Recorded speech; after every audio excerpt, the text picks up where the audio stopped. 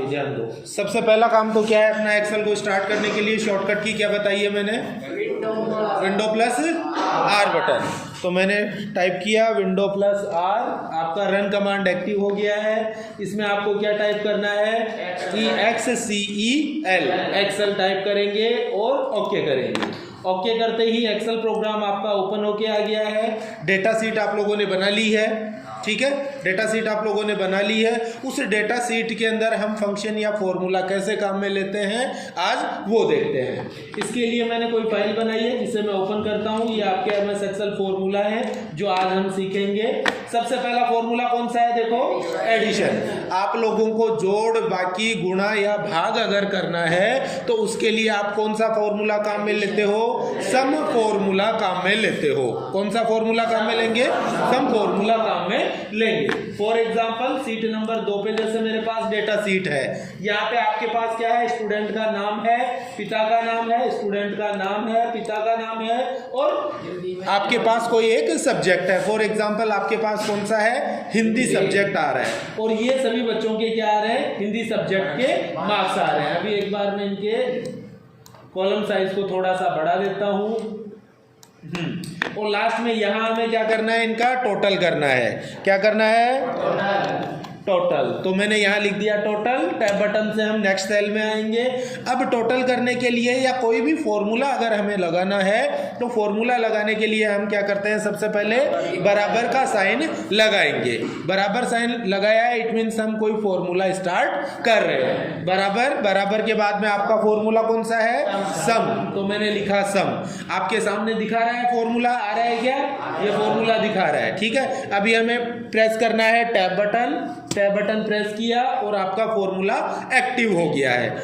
इसके बाद में आपको क्या करना है, आपको वो सभी वैल्यूज सेलेक्ट करनी है जिनका आप योग करना चाहते हो। जैसे अभी आपके पास वैल्यू क्या है, 56 है, 45 है, 57 है, 75, 56, 75 और 56। आपको ये वैल्यू टाइप नहीं करनी है, यहाँ आपको क्या दिखाना है, उस सेल का नंबर दिखाना है। क्या दिखाना है, सेल का नंबर। फॉर एग्जाम्पल ये सेल नंबर या सेल का नाम क्या है, देखो देखिए C2 से लेके हमें कहाँ तक करना है, C8 तक करना है। तो हम इसे सेलेक्ट करेंगे, ठीक है। सेलेक्ट करने के बाद में आपको कोष्टक बंद करना है और एंटर प्रेस करना है। ये आपके सामने क्या आ गया है, इन सभी का टोटल आ गया है या योग आ गया है। तो सम जो फॉर्मूला है इसके दो आपको मैं फंक्शन या फॉर्मूला बताऊंगा। पहला है सम और दूसरा है सम इफ यानी कंडीशन। If means condition. जैसे अभी आपने योग किया, ये सभी बच्चों का आ गया, A to Z सब बच्चों का आ गया। अगर आप कंडीशन लगाना चाहो, क्या कंडीशन या शर्त लगाना चाहो कि आपको जैसे 300 से 500 के बीच में कौन कौन से अंक हैं, सिर्फ उन्हीं का क्या करना है, योग करना है। या 100 से 200 के बीच का करना है, या 10 से 20 के बीच का करना है, 40 से 80 के बीच का करना है। इट मीन्स कोई कंडीशन हो गई, शर्त हो गई। उस शर्त के अनुसार आप क्या करना चाह रहे हो, यहाँ पे कोई काउंटिंग क्या, एडिशन करना चाह रहे हो, तो उसके लिए आप फॉर्मूला जो काम में लेते हो, फॉर्मूले का नाम है सम इफ। तो अब हम कंडीशनल लगाएंगे, सम इफ, ठीक है। और कंडीशन के लिए क्राइटेरिया हम सेट कर लेते हैं। फॉर एग्जांपल अपना क्राइटेरिया है कि हमें ऐड करना है 50 से लेके और 70 के बीच के, ठीक है। 50 से लेके और 70 के बीच का हम क्या करना चाह रहे हैं, क्राइटेरिया सेट कर रहे हैं कि 50 से 70 के बीच का हमें क्या करना है, योग करना है। तो ऐसे में आपको फॉर्मूला काम में लेना है सम बराबर सम, और सम के साथ साथ आपको क्या करना है, कंडीशन लगानी है इफ। कौन सी कंडीशन लगानी है, इफ कंडीशन लगानी है। टैब बटन दबाया मैंने, आपका कोष्टक स्टार्ट हो गया, ब्रैकेट स्टार्ट हो गया। सबसे पहला काम क्या है, आपको उस रेंज को सेलेक्ट करना है जिनका आपको योग करना है। ये जैसे मैंने रेंज सेलेक्ट कर ली, कॉमा मैंने बताया कि अगर आपको एक से अधिक कंडीशंस देनी है तो बीच में कोमा लगाना है। क्या लगाना है, कोमा लगाना है। तो अभी मैंने कोमा लगा दिया है। कोमा लगाने के बाद में आपको कंडीशन क्या देनी है, वो आपको ब्रैकेट में लिखनी है। कंडीशन क्या है, जैसे मान के चलो 50 से इक्वल टू या अपना क्या आएगा इसमें, 50 से ऊपर वालों का योग करना है अपने को, ठीक है। एक कंडीशन ले लेते हैं पहले, ग्रेटर देन 50, 50 से ऊपर के आपको क्या करना है, योग करना है। 50 तो इसमें नहीं है, 60 ले लेते हैं, ये मैंने दे दिया जैसे 60, और इन्वर्टेड कोमा आपका बंद हो गया। यहाँ थोड़ा सा ध्यान दो, बराबर सम इफ कोष्टक स्टार्ट किया, फिर आपका रेंज आ गया। रेंज कौन सा है, C2 से लेके C8 तक आपने क्या किया है, रेंज सेलेक्ट किया है। उसके बाद में आपने कंडीशन लगाई है, ये मैंने बिटवीन की बताई है, मगर बिटवीन बाद में लगाएंगे, पहले ग्रेटर देन लेस देन लगा के देख लेते हैं। अभी मैंने ग्रेटर देन कितना किया है, 60। इट मीन्स 60 से ऊपर वाली कोई भी रेंज होगी तो उसका क्या हो जाएगा, एडिशन हो जाएगा या योग हो जाएगा। लास्ट में आपको क्या करना है, कोष्टक बंद करना है और एंटर प्रेस करना है। देखो 60 से ऊपर की वैल्यू कौन कौन सी है, 1 और 2 वैल्यू हैं। 2 वैल्यू का देखो योग क्या किया इसने, 150 आ गया क्या, ठीक है। आप 2 संख्याओं के बीच का भी दिखा सकते हो, ठीक है, 2 संख्याओं के बीच का, वो बिटवीन का है, बिटवीन का एक बार मैं बाद में बताऊंगा। अभी आपको सिर्फ इतना ध्यान रखना है कि सम जो फॉर्मूला है वो 4 प्रकार से आप काम में लोगे। पहला जोड़ के लिए, बाकी के लिए, गुणा के लिए और भाग के लिए। और सम इफ में अंतर क्या है, सम में आप जो क्राइटेरिया दोगे या रेंज दोगे वो टोटल रेंज का रेंज जो आपने दी है उसका योग हो के आएगा। और सम इफ है उसके अंदर आप कोई क्राइटेरिया सेट करते हो, उस क्राइटेरिया का ही क्या होगा, योग होगा, ठीक है। सेकंड इसके बाद में फॉर्मूला आपका आ रहा है, मैंने कौन सा बताया, सब्सट्रैक्शन का। सब्सट्रैक्शन यानी घटाना।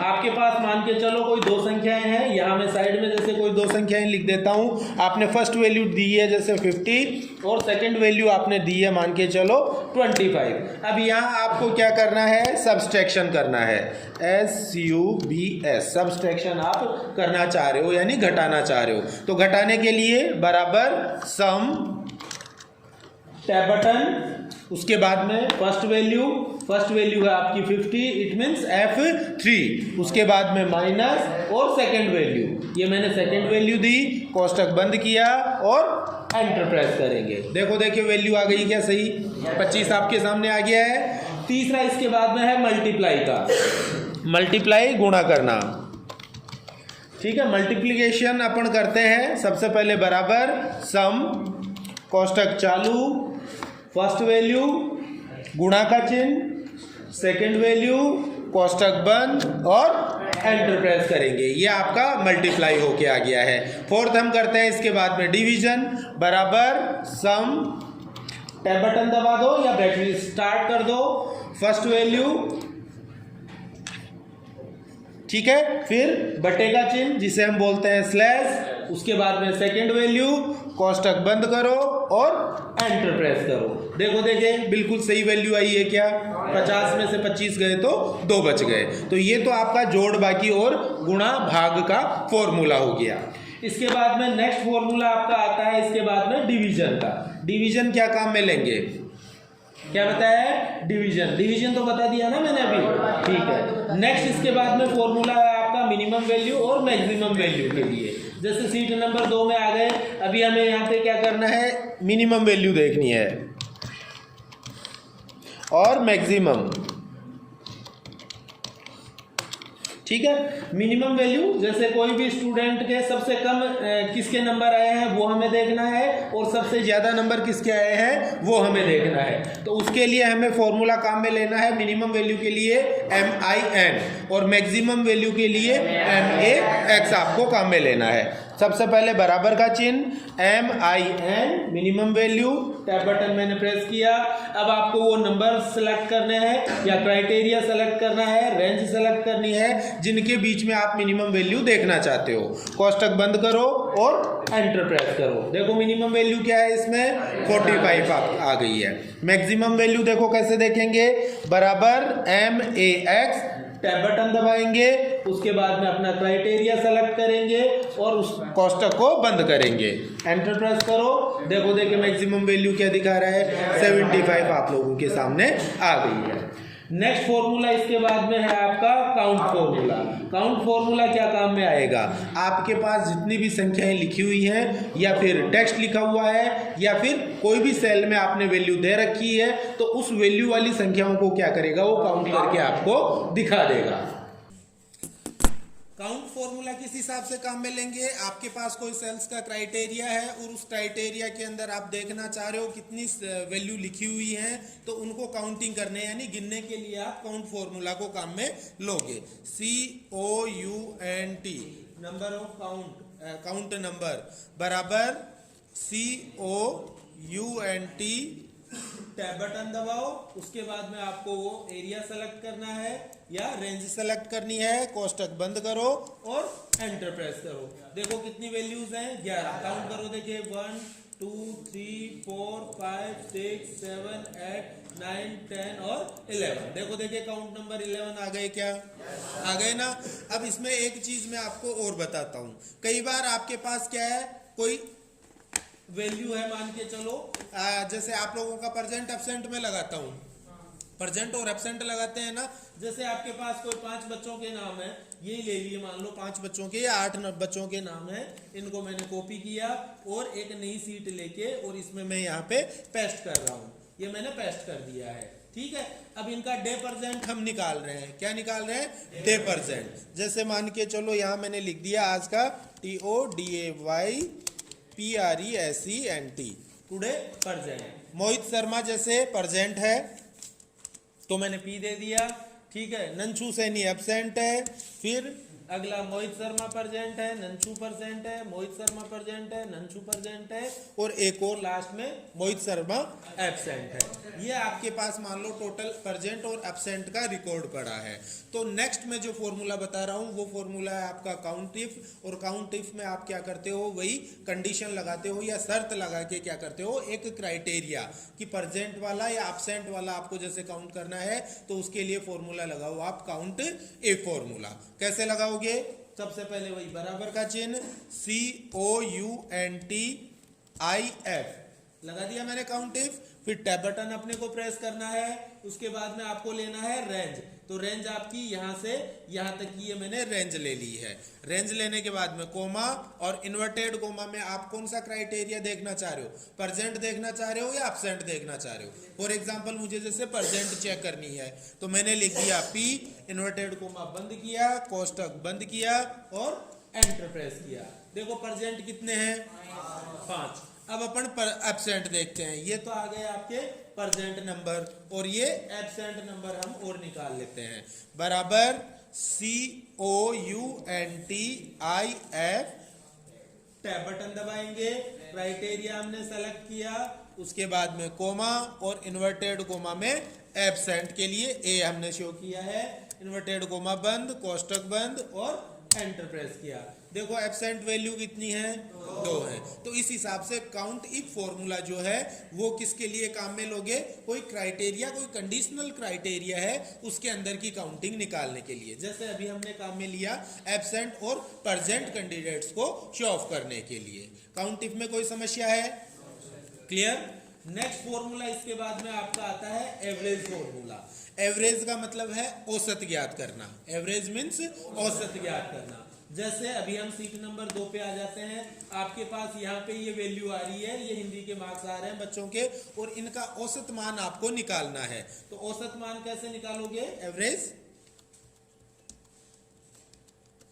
एवरेज हम निकालते हैं सबसे पहले बराबर का चिन्ह AVERAGE average, tab button press करेंगे, उसके बाद में आपको नंबर्स को लेना है, जिन नंबर्स का आपको एवरेज या औसत मान निकालना है। लास्ट में कोष्टक बंद करेंगे और एंटर प्रेस करेंगे। देखो इनका औसत मान क्या दिखा रहा है? 59.85। ये इनका औसत मान है, यानी मैक्सिमम और मिनिमम को मिला के क्या कर दिया है, उनका भाग दे दिया। वैसे औसत निकालने के लिए हम क्या करते हैं, क्या सूत्र लगाते हैं औसत निकालने के लिए?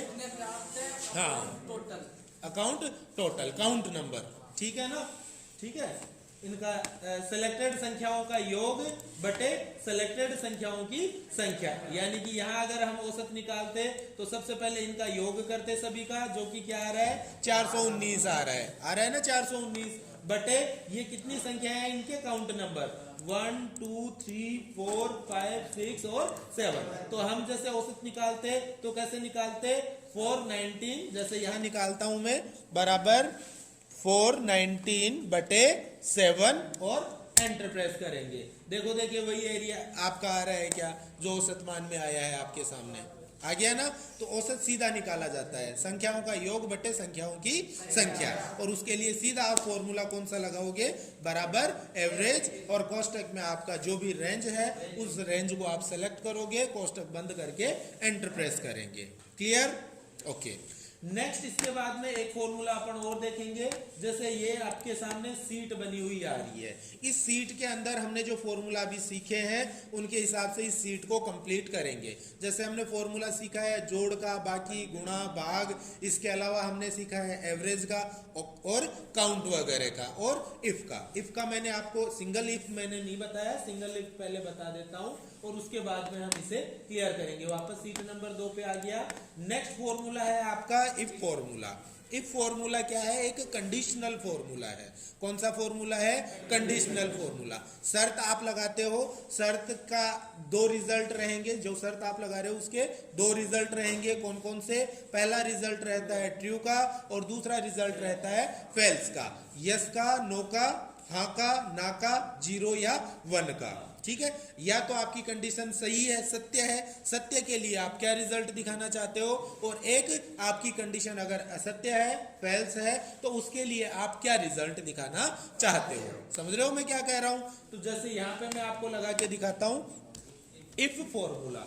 इफ बराबर आई एफ, इफ, और कोष्टक स्टार्ट करेंगे, टैब बटन मैंने दिखा दिया। अब अपन इफ के लिए क्या दिखाना चाह रहे हैं, जैसे आपकी वैल्यू है मान के चलो ये वाली, कोई एक वैल्यू ले ली मैंने, जैसे मान लो ये वाली वैल्यू ले ली मैंने 75 वाली, कोई एक वैल्यू मैंने अभी ली है।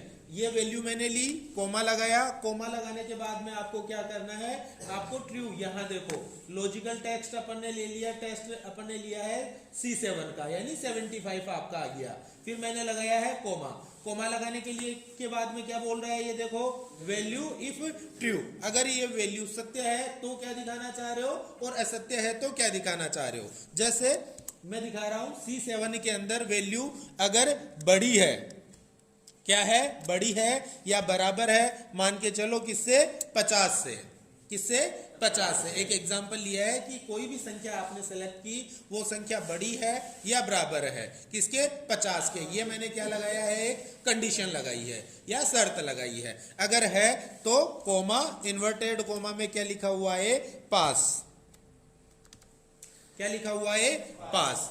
क्या कंडीशन लगाई है, C7 के अंदर आपका जो मान है या जो संख्या है वो अगर बड़ी है या बराबर है, किसके, 50 के, तो क्या लिखा हुआ आना चाहिए, पास लिखा हुआ आना चाहिए। अगर वो संख्या 50 से कम है तो हम क्या दिखाना चाह रहे हैं, वो आएगा फेल्स वैल्यू में। ये हमने क्या डाली है, वैल्यू इफ ट्रू, अगर सत्य होता है तो लिखा हुआ आएगा आपका पास, अगर असत्य है तो कोमा और इन्वर्टेड कोमा में जैसे डाल दिया FAIL, फेल, और इन्वर्टेड कोमा बंद कर दिया।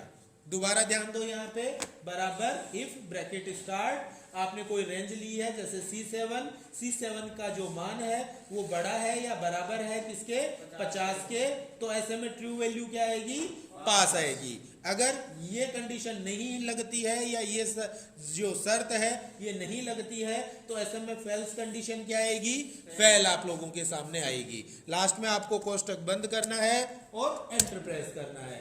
अभी देखो क्या आ रहा है, पास। जैसे मैं चेंज करता हूं, ये वाला ही था ना C7, यहां मान लो मैंने कर दिया 49 और एंटर प्रेस किया, ऐसे में अब देखो रिजल्ट क्या आ रहा है आप लोगों का, फेल का आ गया ना। तो ये तो है कंडीशन, सिंगल कंडीशन हमने लगाई है, क्या लगाई है, सिंगल कंडीशन इफ के अंदर। अब दूसरी हम लगाएंगे मल्टीपल कंडीशन। कौन सी लगाएंगे, मल्टीपल कंडीशन। तो मल्टीपल कंडीशन में आपको यहां नहीं बताऊंगा, वो हम देखेंगे सीट नंबर 3 में, जब हम इनका क्या निकालेंगे, डिवीजन निकालेंगे। तो डिवीजन निकालने से पहले, जैसे ये कंप्लीट सीट बनी हुई है, सबसे पहले बच्चों का हम क्या कर रहे हैं, टोटल निकाल देते हैं। टोटल कैसे निकालते हैं मैंने बताया, बराबर सम, टैब बटन दबाया, उसके बाद में क्राइटेरिया आपका कहां से है, यहाँ हिंदी से लेके संस्कृत तक के मैंने रिकॉर्ड सेलेक्ट किए, कोष्टक बंद किया और एंटर प्रेस किया। देखो पहले का योग आ गया क्या, 380 आ गया। बाकी सबका आपको टोटल निकालना है तो उसके लिए आपको फिल करना है। फिल कैसे करेंगे, हम यहाँ पे जैसे 380 आपके पास लिखे हुए हैं, 380 क्या आया है आपका टोटल आया है, कौन से बच्चे का, रोल नंबर 1001 वाले का, ठीक है ना। इसके बाद में हमें बाकी सबका क्या करना है, टोटल निकालना है। तो टोटल कैसे निकालेंगे, उसके लिए आप उस सेल पे आओ और सेल के ऊपर जो ये कॉर्नर पे डॉट कॉलम आ रहा है, सॉरी डॉट पॉइंट आ रहा है, इस डॉट पॉइंट पे आपको कर्सर को लाना है। और कर्सर देखो किस में चेंज हो गया, प्लस साइन में चेंज हो गया है। यहाँ कर्सर को दबाओ, क्लिक को दबाओ, लेफ्ट क्लिक को, और पकड़ के नीचे तक खींच लो। देखो देखिए सबका योग निकल के आ गया है क्या, आ गया ना। तो पहला काम हमने क्या कर लिया है, टोटल निकाल लिया है सभी रिकॉर्ड्स का। इसके बाद में हमें जैसे परसेंटेज निकालनी है, तो परसेंटेज के लिए कोई फिक्स फॉर्मूला नहीं है, परसेंटेज अपन खुद निकालेंगे। और परसेंटेज के लिए हम फॉर्मूला क्या काम में लेते हैं, प्राप्तांक गुणा 100 बटे पूर्णांक। हम क्या काम में लेते हैं, प्राप्तांक गुणा 100 बटे पूर्णांक, ये फॉर्मूला हम काम में लेते हैं। यहाँ आप कौन सा निकाल रहे हो, देखो 10th का रिपोर्ट कार्ड है, ये किसका है, 10th का। तो प्राप्तांक आप लोगों के सामने है, ये आपने प्राप्तांक निकाल लिए हैं, निकाल लिए, गुणा 100। और पूर्णांक कितना होता है 10th क्लास का, 600। कितना होता है, 600, यानी 600 में से ये बच्चों के मार्क्स आए हैं। तो परसेंटेज हम निकाल लेंगे। फॉर्मूला लगाने के लिए सबसे पहले बराबर का चिन्ह लगाया, प्राप्तांक कौन सा है, ये टोटल नंबर वाला, क्लिक करना है, सेल को सेलेक्ट करना है। हमें नंबर नहीं लिखना है कि हम यहाँ लिख दें 380, ठीक है ना। 380 हम नहीं लिखेंगे, हम क्या करेंगे, उस सेल को सेलेक्ट करेंगे जहां पे आपने एडिशन कर रखा है या टोटल कर रखा है। सेल सेलेक्ट की, गुणा, ये गुणा 100 हमने टाइप किया, फिर बटे पूर्णांक कितने बताए थे मैंने, 600। 10th के हैं 600, अगर 12th का रिकॉर्ड होता तो वो 500 होता, ठीक है। तो ये मैंने कर दिया बटे 600 और एंटर प्रेस किया। देखो देखिए आपका रिजल्ट आ गया क्या, अब रिजल्ट आ गया, मगर यहाँ समस्या हो रही है। समस्या क्या हो रही है, देखो 63, 33 और आगे परसेंट का चिन्ह और लगा हुआ आ रहा है। ये हमने क्या कर रखी है, फॉर्मेटिंग लगा रखी है। इस फॉर्मेटिंग को हम हटा देते हैं सभी के लिए। जैसे परसेंटेज वाले में सारे में सेलेक्ट किया, यहाँ आता हूं मैं क्लियर, और क्लियर में क्या करूंगा, क्लियर फॉर्मेट। अभी देखो देखिए रिजल्ट सही आ गया क्या, परसेंटेज का 63.33 आ गया ना, सही रिकॉर्ड, ओके। अभी जैसे दशमलव के बाद में संख्याएं देखो कितनी आ रही है, 4 आ रही है। अपने को जैसे मैक्सिमम कितनी चाहिए, 2 चाहिए, तो वो कहां से सेट करेंगे, आगे देखो होम रिबन बार, होम रिबन बार में नंबर्स, और नंबर्स में यहां से आप क्या करोगे, इंक्रीज करोगे डेसिमल पॉइंट्स को, आ जाओ, ठीक है। यहाँ से इंक्रीज करोगे और यहाँ से डिक्रीज करोगे डेसिमल पॉइंट्स को। तो मैं जैसे डेसिमल पॉइंट्स को डिक्रीज करके और 2 पॉइंट कर दिए हैं। यहाँ देखो परसेंटेज सही आ गई क्या, 63.33 आ गई। इसको भी वही हम क्या करेंगे, आ जाओ, हमने जैसे क्या कर लिया है, परसेंटेज निकाल ली है बच्चों की।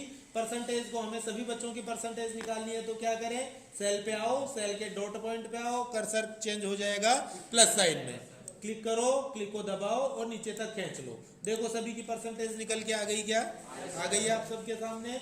नेक्स्ट इसके बाद में हम इनका रिजल्ट निकालते हैं। रिजल्ट ने निकाल के मैं सीधा इनका डिवीजन निकाल लेता हूं, पास और फेल का। तो मैंने एक कॉलम को हटा दिया है और हम डिवीजन वाले कॉलम में आ गए हैं। अब यहाँ हम काम में लेंगे मल्टीपल इफ।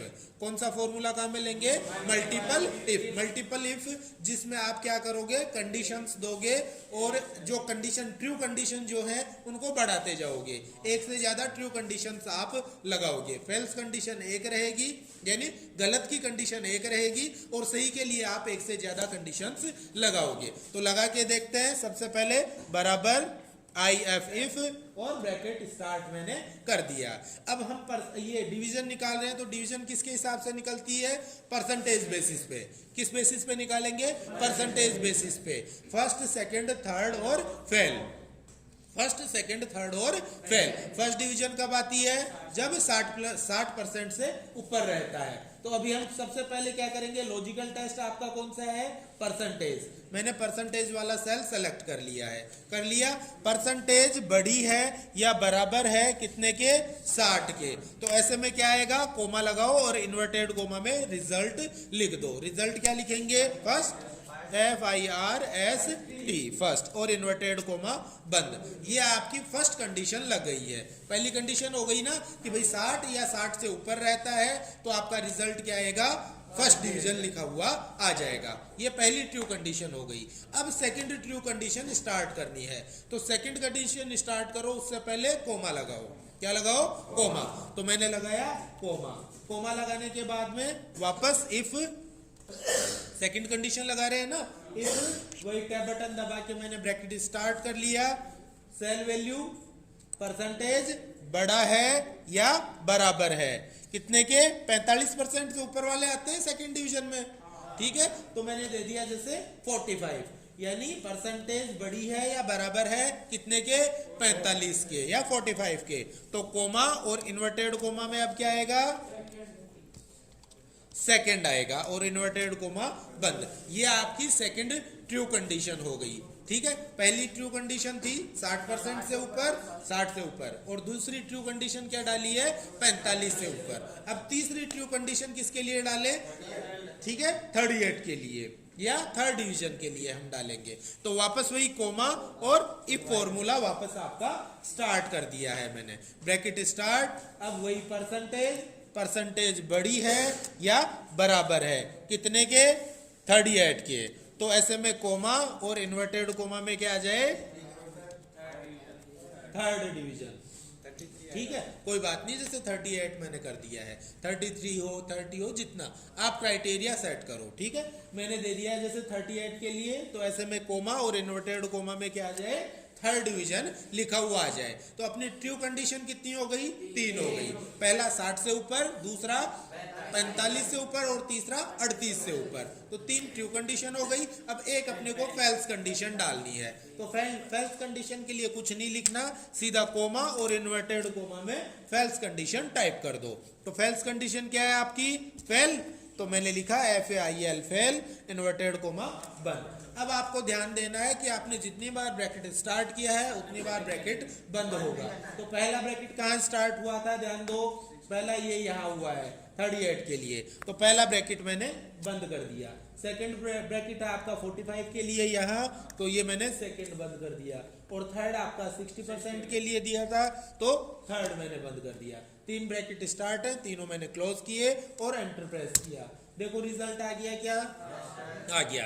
बाकी सबका रिजल्ट निकालना है, फर्स्ट पे क्लिक किया और पकड़ के खींच लेंगे।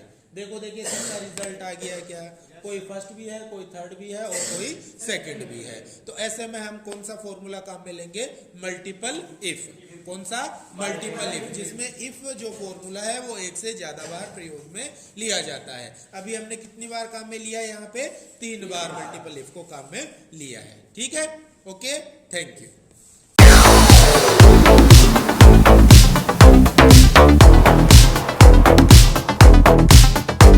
नमस्कार, स्वागत है आप सभी का आपके खुद के YouTube चैनल युवराज सैनी पर। आज हम MS एक्सेल के एक्स्ट्रा फार्मूला या नए फार्मूला के बारे में बात करेंगे। कुछ एक फार्मूला की क्लासेस मैंने पहले ले ली है, अभी हम आगे स्टार्ट करते हैं। इसके लिए हमें सबसे पहले माइक्रोसॉफ्ट एक्सेल को स्टार्ट करना है। माइक्रोसॉफ्ट एक्सेल स्टार्ट करने के लिए मैंने प्रेस किया विंडो के साथ R बटन और यहाँ हमने टाइप किया है EXCEL एक्सेल और ओके करेंगे। ओके बटन पे प्रेस करते ही आपका माइक्रोसॉफ्ट एक्सेल प्रोग्राम आपके सामने ओपन होके आ गया है। और इससे मैं क्या कर लेता हूँ, अभी मैक्सिमाइज़ कर लेता हूँ। एक्सेल फार्मूला सिखाने से पहले मैंने एक सीट बना ली थी। उस सीट के अंदर हमने एक्सेल के जो फार्मूला आज हम क्लास में सीखेंगे उनके नाम मैंने टाइप कर लिए हैं। तो सबसे पहले मैं कंट्रोल W से वर्तमान फाइल को बंद करता हूं और कंट्रोल O से मैं क्या करता हूं, पुरानी फाइल को ओपन कर लेता हूं। यहाँ आपकी एक फ़ाइल बनी हुई है फार्मूला के नाम से, जिसे मैंने ओपन कर लिया है। आज के जो फार्मूला हैं वो फार्मूला की लिस्ट मैंने यहाँ पर बना रखी है कि हम कौन कौन से फार्मूला आज सीख के चलेंगे। इनमें पहला फार्मूला आपके सामने आ रहा है फाइंड मिनिमम वैल्यू के लिए, और फार्मूला का नाम है MIN फार्मूला। फार्मूला का नाम है MIN, माइन फार्मूला, जिसमें हम क्या करेंगे, जो भी सेल रेंज सेलेक्ट करेंगे उसमें सबसे मिनिमम वैल्यू कौन सी है उसके बारे में बात करेंगे। सेकंड फार्मूला इसके बाद में है मैक्स फार्मूला, थर्ड है इसके बाद में लोअर, फोर्थ इसके बाद में अपर, फिफ्थ है प्रॉपर, सिक्स इसके बाद में आता है ट्रिम, सेवन्थ है सम इफ़। सम फॉर्मूला हमने पहले देखा था और शायद सम इफ़ भी हमने देखा था, मगर इसमें मैंने दो सेलेक्ट किए हैं फॉर्मूला, एक सम इफ़ का और सेकंड है आपका सम if S, SUMIFS, some ifs. ठीक है, इसी हिसाब से काउंट भी मैंने पहले बताया था, अभी हम ले रहे हैं काउंट इफ और काउंट इफ्स। ठीक है, तो पहला हम ले रहे हैं count if, COUNTIF, count if का, और दूसरा इसके बाद में आएगा आपका count ifs, COUNTIFS, count if और काउंट इफ्स का फॉर्मूला हम लेके चलेंगे। अब ये फॉर्मूला के लिए मैंने एक एग्जांपल शीट यहाँ सेट की है। सबसे पहला मैंने फॉर्मूला आपको बताया है कि हम मिनिमम वैल्यू कैसे निकालेंगे। मिनिमम वैल्यू निकालने के लिए एग्जांपल शीट में आता हूँ। एग्जांपल शीट मैंने ली है स्टूडेंट्स के मार्कशीट की, और इसमें कुछ एक बच्चों के मैंने नाम टाइप किए हैं और उनके हिंदी के मार्क्स मैंने यहाँ टाइप किए हैं। सबसे पहले फाइंड आउट हम इसमें करते हैं मिनिमम वैल्यू कैसे निकालेंगे। जैसे हिंदी के मार्क्स हमारे सामने आ रहे हैं बच्चों के, और इनमें हमें सबसे मिनिमम वैल्यू देखनी है। तो मिनिमम वैल्यू देखने के लिए हम क्या करेंगे, सबसे पहले फॉर्मूला स्टार्ट करेंगे। तो स्टार्ट करने के लिए हमें बराबर का चिन्ह लगाना है। बराबर का चिन्ह लगाने के बाद में MIN, माइन फॉर्मूला हम काम में लेके चलेंगे। माइन, उसके बाद में हमें टैब बटन दबाना है। उसके बाद में मैंने बताया नंबर 1, नंबर 2, यहाँ हम क्या करते हैं, सेल रेंज सेलेक्ट करते हैं। तो सेल रेंज आपकी कहाँ से कहाँ तक की है, बी में 3 नंबर सेल से लेके बी में 12 नंबर सेल तक हम सेलेक्ट करेंगे। सेलेक्ट करने के बाद हमें कोष्टक बंद करना है और एंटर प्रेस करना है। यहाँ ध्यान दो, यहाँ वैल्यू रिजल्ट क्या निकल के आया है, 22। ध्यान देना है हमें। यहाँ आज़ाद, और आज़ाद की वैल्यू देखिए कितनी आ रही है आप सब लोगों के सामने, 22 आप लोगों के सामने आ रही है। इसी हिसाब से हम अब मैक्सिमम वैल्यू निकालते हैं। मैक्सिमम वैल्यू कैसे निकालेंगे, मैक्सिमम वैल्यू के लिए सबसे पहले फॉर्मूला स्टार्ट करो, बराबर का चिन्ह, बराबर का चिन्ह के बाद में मैक्स अपने को फॉर्मूला लगाना है और टैब बटन स्टार्ट करेंगे। मैक्स टैब बटन दबाया, आपका फॉर्मूला स्टार्ट हो गया है। इसके बाद में हमें वापस सेल रेंज सेलेक्ट करनी है, कोष्टक बंद करना है और एंटर प्रेस करना है। यहाँ मैक्सिमम वैल्यू कितनी दिखा रहा है, 99, जो किसकी है, ध्यान दो, राहुल वर्मा की जो रिजल्ट वैल्यू है या हिंदी के मार्क्स हैं वो 99 है। 99 से कम देखें तो वो है 92। तो अभी हमने निकाला है मिनिमम वैल्यू और मैक्सिमम वैल्यू। इसके बाद में हम बात करते हैं upper case, lower case, proper case और ट्रिम के बारे में। अपर केस का मतलब मैं पहले बता चुका हूँ कि अगर आपके द्वारा कोई टेक्स्ट स्मॉल लेटर में लिखा गया है और उसे अपर केस में आप बदलना चाह रहे हो या कैपिटल लेटर्स में बदलना चाह रहे हो, तो उसके लिए फॉर्मूला आपको काम में लेना है अपर। MS वर्ड की तरह माइक्रोसॉफ्ट एक्सेल के अंदर हमें किसी भी टेक्स्ट को या सेल को सेलेक्ट करके उसे अपर या लोअर चेंज करने के लिए कोई कमांड नहीं मिलती है। इसके लिए हमें कौन सा फॉर्मूला काम में लेना है, अपर फॉर्मूला। तो एक तो तरीका है, आप फॉर्मूलाज में आओ, यहाँ फॉर्मूला के अंदर फंक्शन लाइब्रेरी, जिसमें हम टेक्स्ट में आएंगे और टेक्स्ट फंक्शंस के अंदर आपका आ रहा है अपर फॉर्मूला। अपर फॉर्मूला अपने को मिलेगा, ये लोअर फॉर्मूला आ रहा है, ये आ रहा है आपका प्रॉपर फॉर्मूला। इसी हिसाब से अपर यू पे हमें देखना है, ये हमारे सामने अपर फॉर्मूला आ रहा है। या तो यहाँ से सेलेक्ट करेंगे, मैंने जैसे सेलेक्ट किया अपर, तो आपके सामने फॉर्मूला लगा हुआ आ गया है, बराबर UPPER और कोष्टक या ब्रैकेट स्टार्ट हो गया है, जो आप मैनुअली भी टाइप कर सकते हो। उसके बाद में आपको यहाँ टेक्स्ट रेंज देनी है, तो ऐसे में हमें टेक्स्ट टाइप करना नहीं है, हमें उस सेल का नाम या वो सेल हमें सेलेक्ट करना है जिसके टेक्स्ट को हम अपर केस में चेंज करना चाहते हैं। तो यहाँ आपको थोड़ा ध्यान देना है। मैंने कुछ स्टूडेंट्स के नाम लिखे हैं कैपिटल लेटर्स में, कुछ स्टूडेंट्स के नाम लिखे हैं लोअर केस में।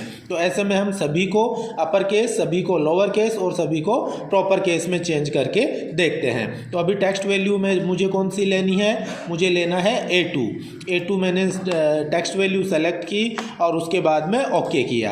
ओके करते ही देखो नेम ऑफ स्टूडेंट आपका कैपिटल लेटर्स में आ गया है, परंतु पहले भी ध्यान दो, आपका पहले से नेम ऑफ स्टूडेंट किस में आ रहा है, कैपिटल लेटर्स में आ रहा है। तो ऐसे में हम बाकी को देख लेते हैं कि भाई बाकी अपने कैपिटल लेटर्स में या अपर केस में आते हैं या नहीं आते हैं। तो ऐसे में मैंने सेल को सेलेक्ट किया, अपने रिजल्ट वाले सेल को जहां हमने अपर किया है वही डॉट पॉइंट पे आएंगे और पकड़ के सेल वैल्यूज़ को खींच लेंगे। जैसे ही खींचा, देखो पहले से जो अपर हैं वो तो ऑलरेडी अपर हैं और बाद में भी अपर केस में ही आ रहे हैं या कैपिटल लेटर्स में आ रहे हैं, परंतु बाद में सचिन कुमार से लेके कमल कुमार तक का आपका जो डेटा है वो स्मॉल लेटर्स में था, जो अब चेंज होके किस में आ गया है, कैपिटल लेटर्स में आ गया है। तो पहला फॉर्मूला हमने लगाया है अपर फॉर्मूला।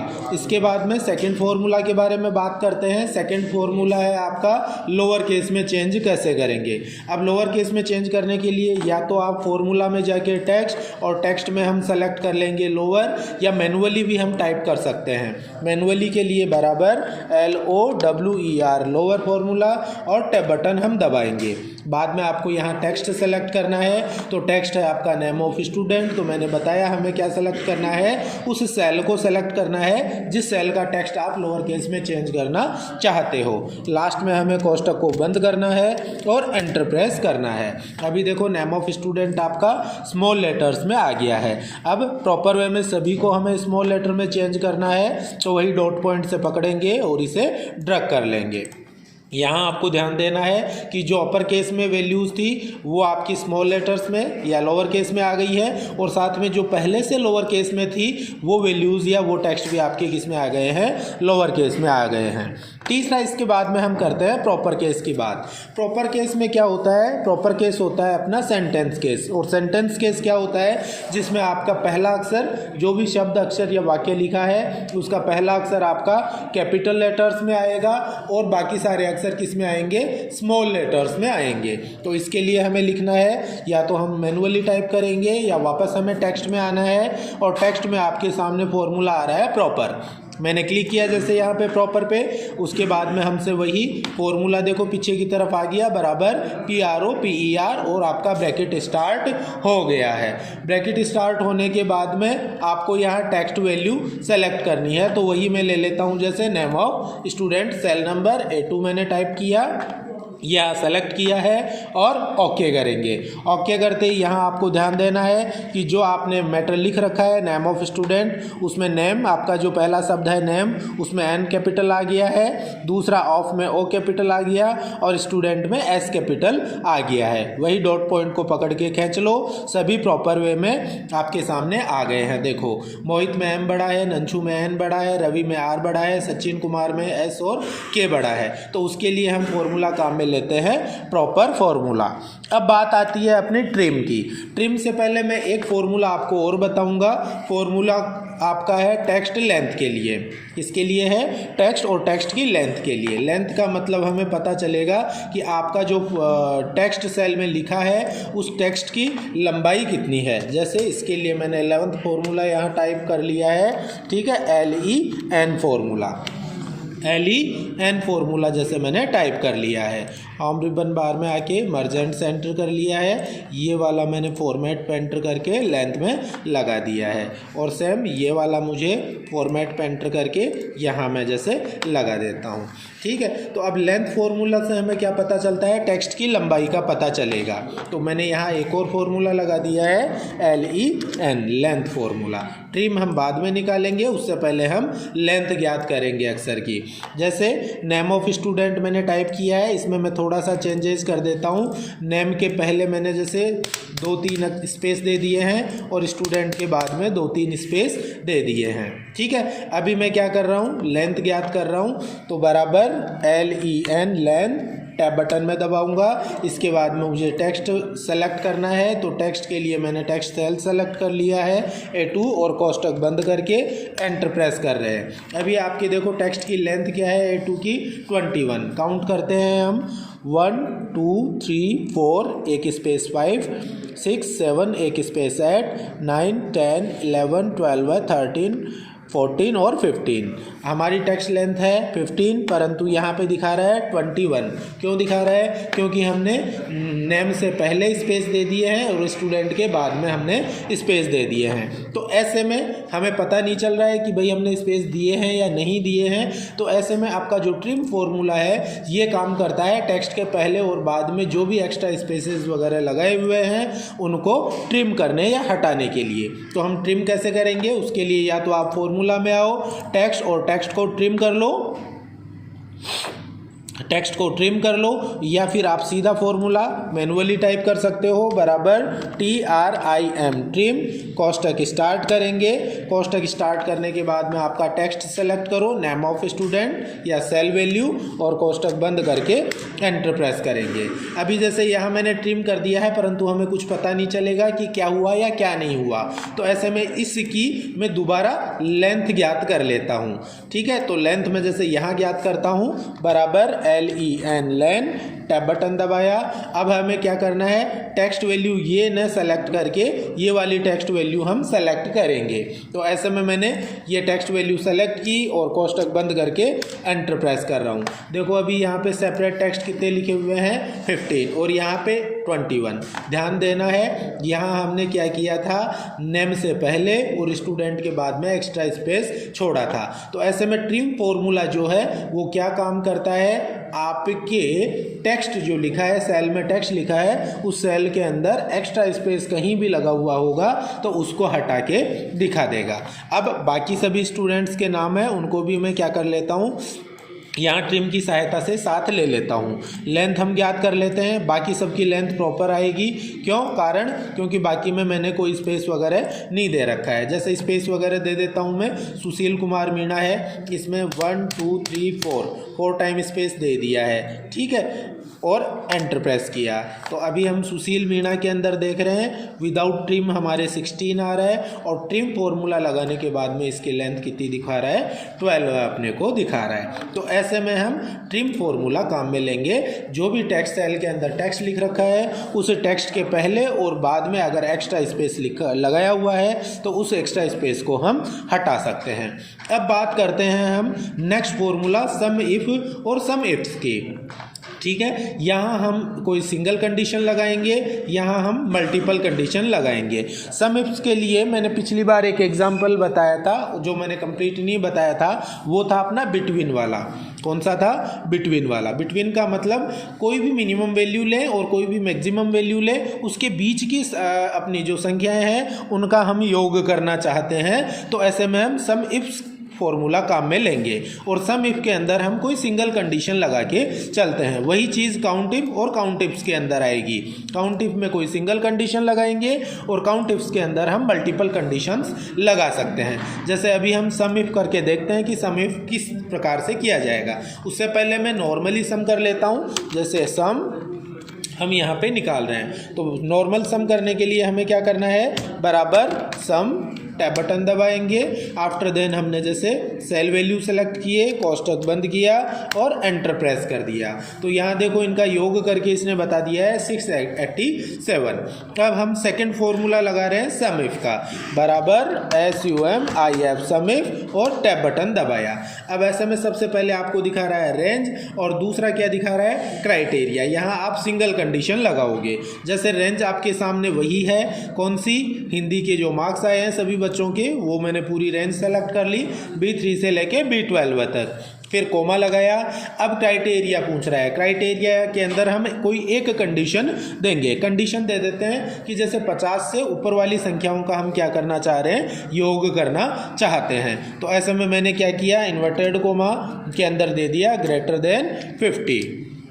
ठीक है, यानी 50 से ऊपर की संख्याओं का हमने योग किया है। ये भी मैंने पहले पिछली जो वीडियो क्लास थी, अपनी क्लास थी, उसके अंदर मैंने ये चीज़ बता दी थी, मगर दोबारा हम क्लियर कर लेते हैं।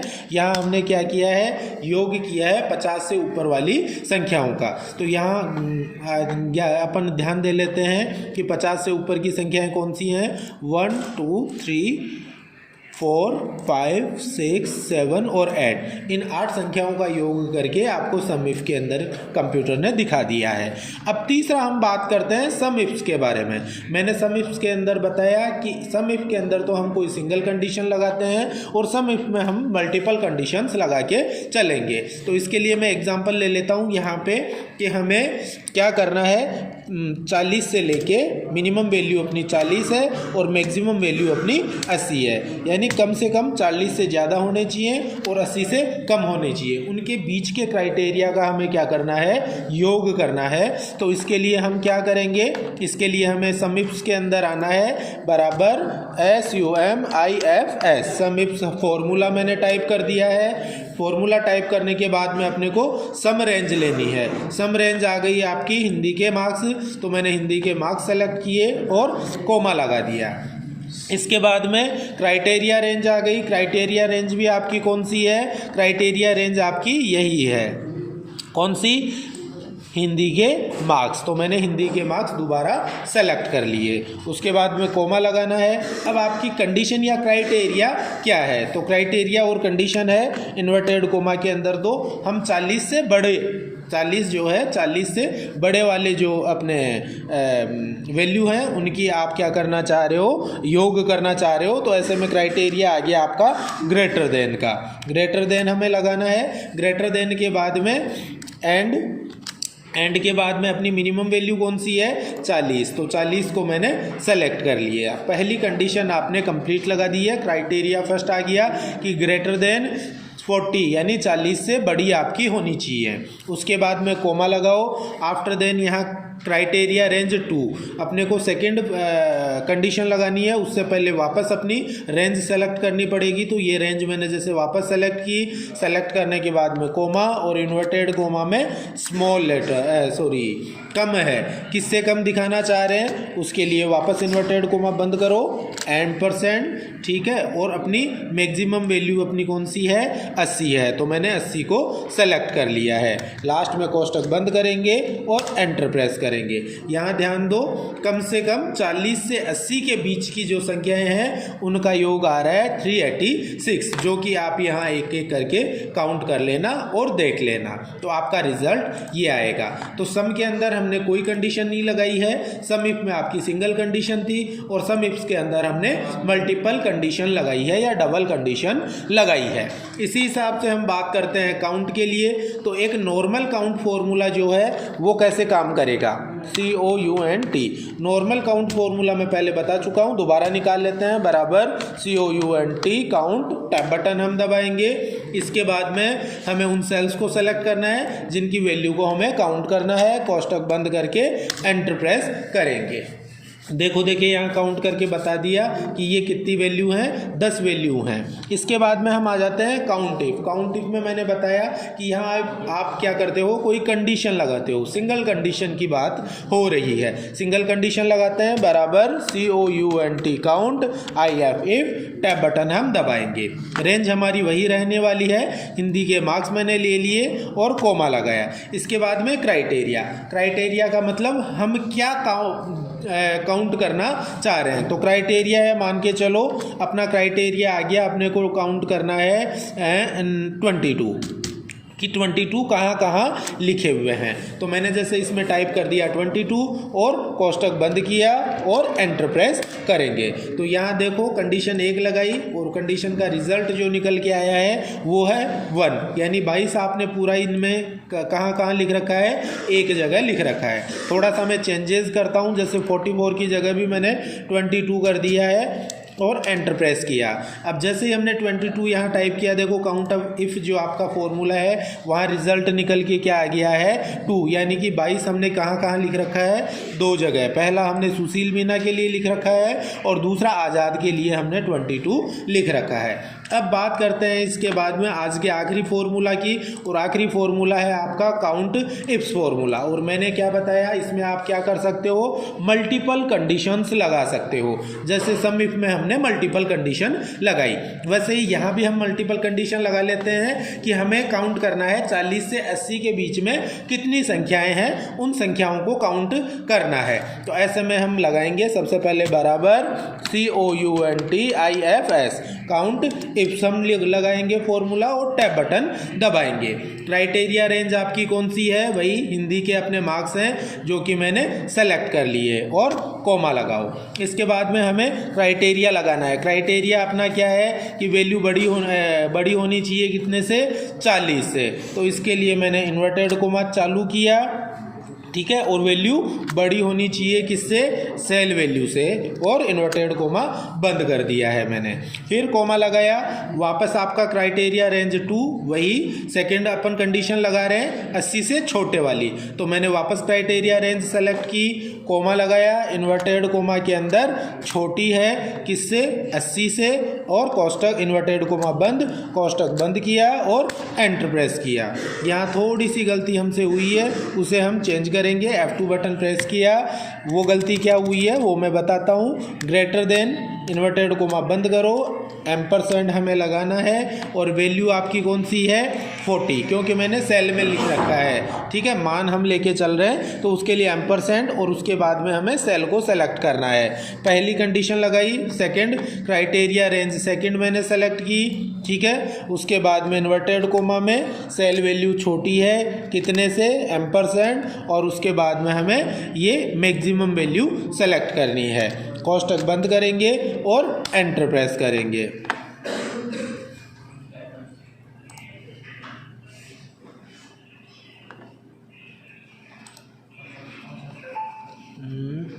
B13 to B12 है, कोमा, यहाँ मैंने कोमा नहीं लगाया, सॉरी, एंटर देते ही यहाँ ध्यान देना है अपने को, मैंने थोड़ी सी गलती कर दी थी। मैंने क्या किया, यहाँ पे कोमा नहीं लगाया। कोमा वगैरह का और इन्वर्टेड कोमास वगैरह का हमें प्रॉपर वे में ध्यान रखना है। तो अभी देखो दोबारा हम फॉर्मूला पे आते हैं। मैंने लिखा बराबर काउंट इफ्स, कोष्टक चालू, B3 से B12 के बीच की वैल्यूज़ हैं जिनकी हम काउंटिंग कर रहे हैं। पहले कोमा लगाया और इन्वर्टेड कोमा में ग्रेटर देन, बड़े के लिए बात कर रहा हूँ मैं, तो बड़ा है एम्परसेंड। एम्परसेंड क्यों लगाया, हम इन्वर्टेड कोमा के अंदर भी लिख सकते थे, इन्वर्टेड कोमा में हमें लिखना पड़ता 40, मगर मैंने यहाँ पे क्या कर रखा है, मिनिमम और मैक्सिमम के लिए, मिनिमम और मैक्सिमम के लिए पहले से क्राइटेरिया सेट कर रखा है। तो ऐसे में हमें इन्वर्टेड कोमा के अंदर ओनली ग्रेटर देन या लेस देन जो भी हमें देना है वो हम देंगे। एम्परसेंड C16 यानी मिनिमम वैल्यू आ गई है आपकी। फिर कोमा के बाद में हमारा सेकेंड फॉर्मूला, सेकेंड हमारा फॉर्मूला लगा रहे हैं। सेकेंड फॉर्मूला क्या है कि हमें B3 से B12 के बीच में क्या काउंट करना है, जो मिनिमम वैल्यू है, जो मिनिमम वैल्यू है किससे, 80 से। तो ऐसे में वही इन्वर्टेड कोमा के अंदर छोटा है एम्परसेंड C17 और लास्ट में कोष्टक बंद करके हम एंटर प्रेस करेंगे। तो यहाँ देखो काउंट इफ के अंदर टोटल संख्याएं कितनी दिखाई हैं, 5। तो हम देखते हैं 40 से 80 के बीच की संख्याएं 5 हैं या नहीं हैं। फर्स्ट वैल्यू के बाद में ये सेकंड वैल्यू है, थर्ड वैल्यू है, फोर्थ वैल्यू है और फिफ्थ वैल्यू है। 5 वैल्यूज़ आप लोगों के सामने यहाँ पे आ गई हैं और काउंट इफ में आपका 5 संख्याएं दिखा रहा है।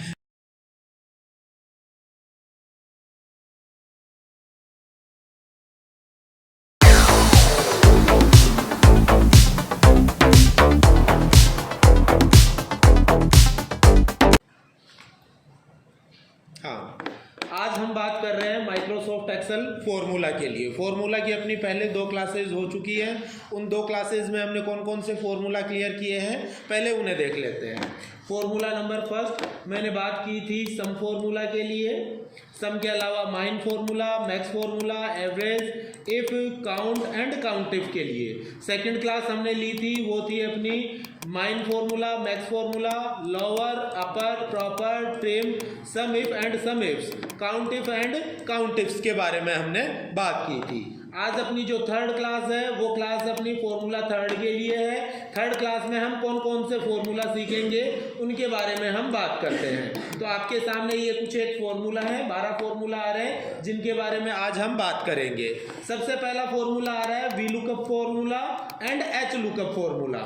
सेकंड है इसके बाद में rank, random, random between, PMT, concurrent, left, right, round, round up and round down. ये 12 फॉर्मूले आज की क्लास में हम क्लियर करके चलेंगे। तो सबसे पहले इनके बारे में छोटा मोटा जान लेते हैं कि कौन सा फॉर्मूला किस काम में लिया जाता है। सबसे पहला फॉर्मूला आ रहा है आपके सामने वी लुकअप। तो वी लुकअप का पूरा नाम मैंने यहाँ लिखा है वर्टिकल लुकअप, वर्टिकल और हॉरिजॉन्टल। मैंने बताया कि एमएस एक्सेल के अंदर आपका जो डेटा पड़ा है वो किस हिसाब से पड़ा है, रो और कॉलम्स में पड़ा है। तो कॉलम्स आपके कौन से हो गए, वर्टिकल वैल्यूज में आएंगे। ठीक है, कॉलम्स में आपकी कौन सी वैल्यू है, वर्टिकल वैल्यूज है, और रोज में आपकी कौन सी वैल्यू है, हॉरिजॉन्टल वैल्यू है। ठीक है ना, हॉरिजॉन्टल वैल्यू किस में है, रोज के अंदर, और वर्टिकल वैल्यू किस में आएगी, कॉलम्स के अंदर आपकी आएगी। तो यहाँ आपका जो वी लुकअप और एच लुकअप फॉर्मूला है वो क्या काम में लिया जाता है, आपके पास जैसे पूरा रिकॉर्ड या सीट बनी हुई है, उस सीट के अंदर से आपको कोई मान ज्ञात करना है, तो वो मान ज्ञात करने या मान ढूंढने या किसी व्यक्ति की इंफॉर्मेशन अपने को चाहिए, किसी रिकॉर्ड की इंफॉर्मेशन चाहिए, तो वो इंफॉर्मेशन ढूंढने के लिए आप क्या करते हो, वी लुकअप और एच लुकअप फॉर्मूला को काम में लेके चलते हो। इसके बाद में थर्ड फॉर्मूला आपका आ जाता है rank formula. Rank formula mainly काम आता है अपने स्कूल्स वगैरह में। स्कूल्स में जैसे रिजल्ट आपका डिक्लेयर हुआ है, 10th का हुआ है या 12th का हुआ है, ठीक है, उसके बाद में आपको क्या करना है, स्टूडेंट्स का परसेंटेज वाइज क्या करना है, रैंक निकालनी है कि फर्स्ट रैंक किसकी है, सेकंड रैंक किसकी है, थर्ड रैंक किसकी है। तो उसके लिए आप क्या करते हो, रैंक फॉर्मूला को काम में लेके चलोगे। तीसरा इसके बाद में चौथा आपका जो फॉर्मूला है वो है RAND, रैंडम फॉर्मूला। जैसे एक्सेल में आप कई बार एग्जांपल्स टाइप करते हो, तो एग्जांपल में हमें क्या करना पड़ता है, मैथमेटिकल वैल्यू टाइप करनी पड़ती है। ठीक है, तो 1-2 मान हमें लिखने हो तो वो तो हम आसानी से टाइप करके लिख सकते हैं, मगर आपको 50 जनों का मान लिखना है, रैंडमली कुछ भी हो सकता है, तो उसके लिए आपको क्या करना है, RAND या रैंडम फॉर्मूला को काम में लेके चलना है। सेकंड, इसके अंदर सेकंड फॉर्मूला आपका एक और है, वो है random between, RAND between. Random between का मतलब है कि आपको स्पेसिफाइड मान के चलो 50 से लेके 100 के बीच में कोई संख्या चाहिए, या 500 से 1000 के बीच में चाहिए, या 10,000 से 20,000 के बीच में कोई संख्याएं दिखानी है, तो उसके लिए आप क्या करोगे, RAND बिटवीन फॉर्मूला को काम में लेके चलोगे। RAND और रैंडम बिटवीन में अंतर क्या है, रैंडम में कंप्यूटर अपने मन से कोई भी संख्या दे सकता है, और रैंडम बिटवीन में आप क्या करोगे, यूजर अपने मन से कोई भी संख्या इंसर्ट करवा सकता है या ला सकता है फाइल में। नेक्स्ट इसके बाद में आपका आ रहा है पीएमटी फॉर्मूला।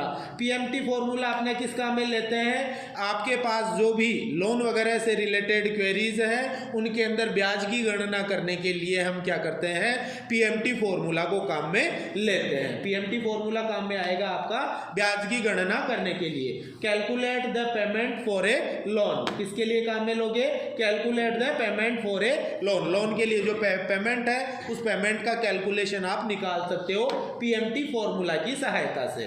नेक्स्ट फॉर्मूला इसके बाद में आपका है कॉनकैटनेट। ठीक है, फॉर्मूला का नाम है कॉनकैटनेट। और कॉनकैटनेट फॉर्मूला क्या काम करता है कि जैसे कई बार हम फॉर्म्स वगैरह फिल करते हैं तो उनमें ध्यान दिया करो, सबसे पहले फर्स्ट नेम मांगता है, फिर मिडिल नेम मांगता है और फिर लास्ट नेम मांगता है। तो ऐसे में आप क्या करोगे, 3 अलग अलग सेल्स में नाम लिख के चलोगे। जैसे राम कुमार शर्मा किसी का नाम है तो फर्स्ट नेम हो गया राम, ठीक है, मिडिल नेम हो गया कुमार और लास्ट नेम हो गया शर्मा। ठीक है, तो ये 3 हमने क्या किया है, अलग अलग सेल्स में टाइप किया है तीनों टेक्स्ट वगैरह को।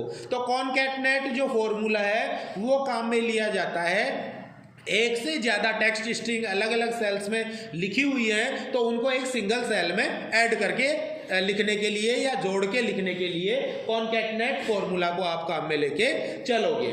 नेक्स्ट फॉर्मूला इसके बाद में आ जाता है left and right formula. Left formula काम में कैसे लोगे, जैसे अभी आपका ये जैसे सेल है और इस सेल में मैंने काफी बड़ा लंबा चौड़ा टेक्स्ट टाइप कर रखा है।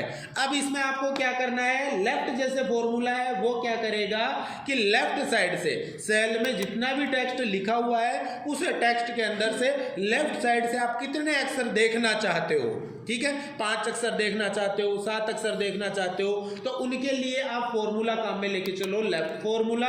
और राइट फॉर्मूला में क्या होगा, इसमें तो क्या होगा, सेल के लेफ्ट साइड के अक्षरों को दिखाएगा, ठीक है।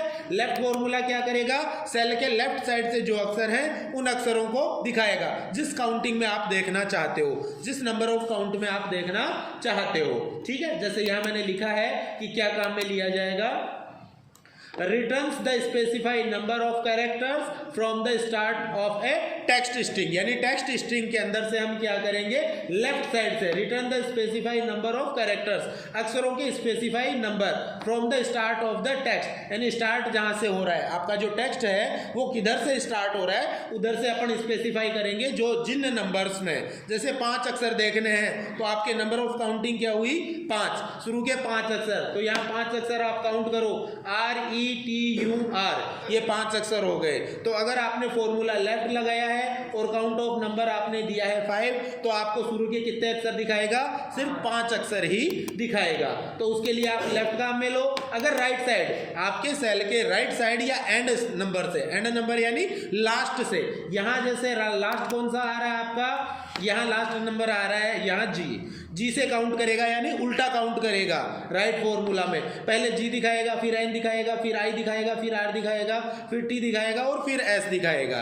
तो ऐसे में राइट साइड से आपको क्या करना है, कोई अक्षर देखने हैं, स्पेसिफाई अक्षर, 5 अक्षर 7 अक्षर देखने हैं, अगर राइट साइड से देखने हैं या फिर सेल के एंड से देखने हैं, तो उसके लिए आप काम में लेते हो राइट फॉर्मूला को। नेक्स्ट फॉर्मूला आपके आ रहा है इसके बाद में राउंड नंबर। राउंड नंबर कब काम आता है, ये काम आता है अपने खाता बही में, खाता बही कह सकते हैं या फिर बिल बुक हम कह सकते हैं, या जहां आपका पैसों का लेन देन है वहां आपका राउंड फॉर्मूला काम में लिया जाएगा। पैसों का लेन देन कैसे होगा, जैसे मान के चलो आपने कोई 2 चीज खरीदी और उनका योग हो के आ रहा है 1000 रुपए और 50 पैसे, 1000 रुपये और 50 पैसे, ठीक है। तो हम देखते हैं कि बिल बुक आती है आपकी, या जो बिल काट के देता है दुकानदार हमें, उसमें देखा करो 1000 रुपये और 50 पैसे हैं, तो उनको राउंड ऑफ करके वो क्या कर देता है, या तो 1000 कर देगा या 1001 कर देगा।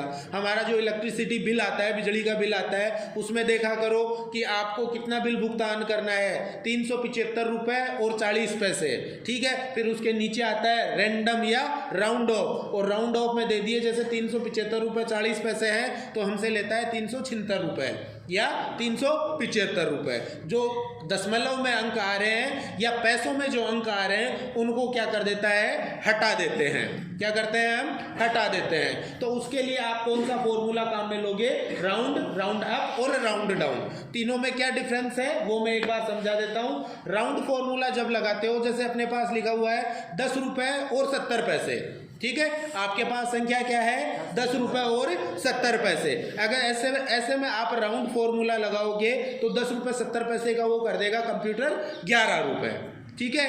अगर हमारे पास है 10 रुपये और 40 पैसे, ठीक है, बात समझना मैं क्या कहना चाह रहा हूं, डिफरेंस कर रहे हैं। एक तो 10 रुपये 70 पैसे थे, एक 10 रुपये 40 पैसे थे। फॉर्मूला सेम है आपका, ROUND, राउंड फॉर्मूला, ठीक है। 10 रुपये 70 पैसे होंगे तो ऊपर वाली संख्या लेगा, कौन सी, 11 रुपये, जो पास संख्या है, ठीक है।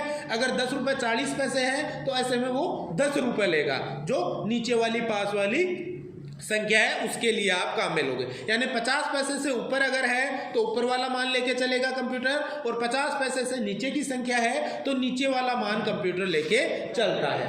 इसके बाद में आ जाता है आपका round up and round down. Round up formula क्या काम में लेंगे, चाहे 10 रुपए और 10 पैसे भी आपके पास है तो उसको घुमा फिरा के कंप्यूटर कितना कर देगा, 11 रुपए कर देगा, ठीक है। 10 रुपए और 1 पैसा भी है तो भी 11 रुपए ही लगेंगे। 10 रुपए 50 पैसे हैं तो तो भी 11 रुपये ही अपने लगेंगे।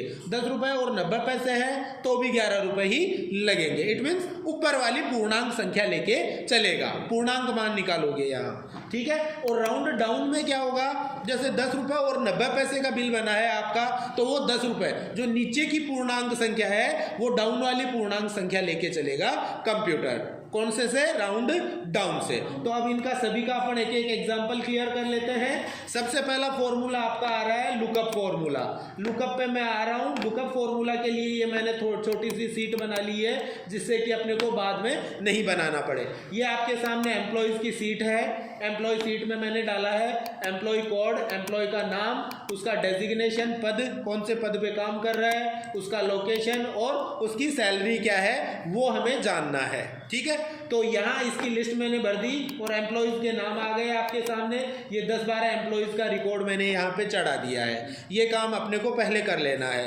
ये करने के बाद में हम बात कर रहे हैं, पहला फॉर्मूला है वी लुकअप और दूसरा है आपके सामने एच लुकअप। वी लुकअप का मतलब मैंने बताया था वर्टिकल लुकअप, वर्टिकल लुकअप यानी कि आप कॉलम वाइज, ये आपका वर्टिकल है, वैल्यूज आ रही है, ये क्या है आपकी वर्टिकल वैल्यूज, और ये आपकी हो गई हॉरिजॉन्टल वैल्यूज। ये कौन सी हैं, हॉरिजॉन्टल वैल्यूज आ रही है। तो अभी जैसे यहाँ मैंने एक फॉर्मूला लगाया है, फॉर्मूला यहाँ लगा दिया मैंने सैलरी निकालने के लिए। इसको थोड़ा सा समझ लेते हैं। ये मैंने फॉर्मूला लगा रखा है, इसे मैं डिलीट कर देता हूँ जिससे कि हम सही से समझ सकें। सबसे पहले एम्प्लॉय सीट आपके सामने आ गई है। एम्प्लॉय सीट आने के बाद में आपको वी लुकअप फॉर्मूला दिया गया है जिसमें आपके पास कोई एम्प्लॉय का कोड है। क्या है आपके पास, एम्प्लॉय का कोड। ये तो चलो एक छोटी सीट है, आपको 1000 एम्प्लॉयज़ की सीट दे दी और 1000 एम्प्लॉयज़ की सीट देने के बाद में आपको एम्प्लॉय का कोड दे दिया कि भैया ये कोई एम्प्लॉय का कोड है, इस कोड के एम्प्लॉय की सैलरी क्या है वो निकाल के बताओ, ठीक है ना।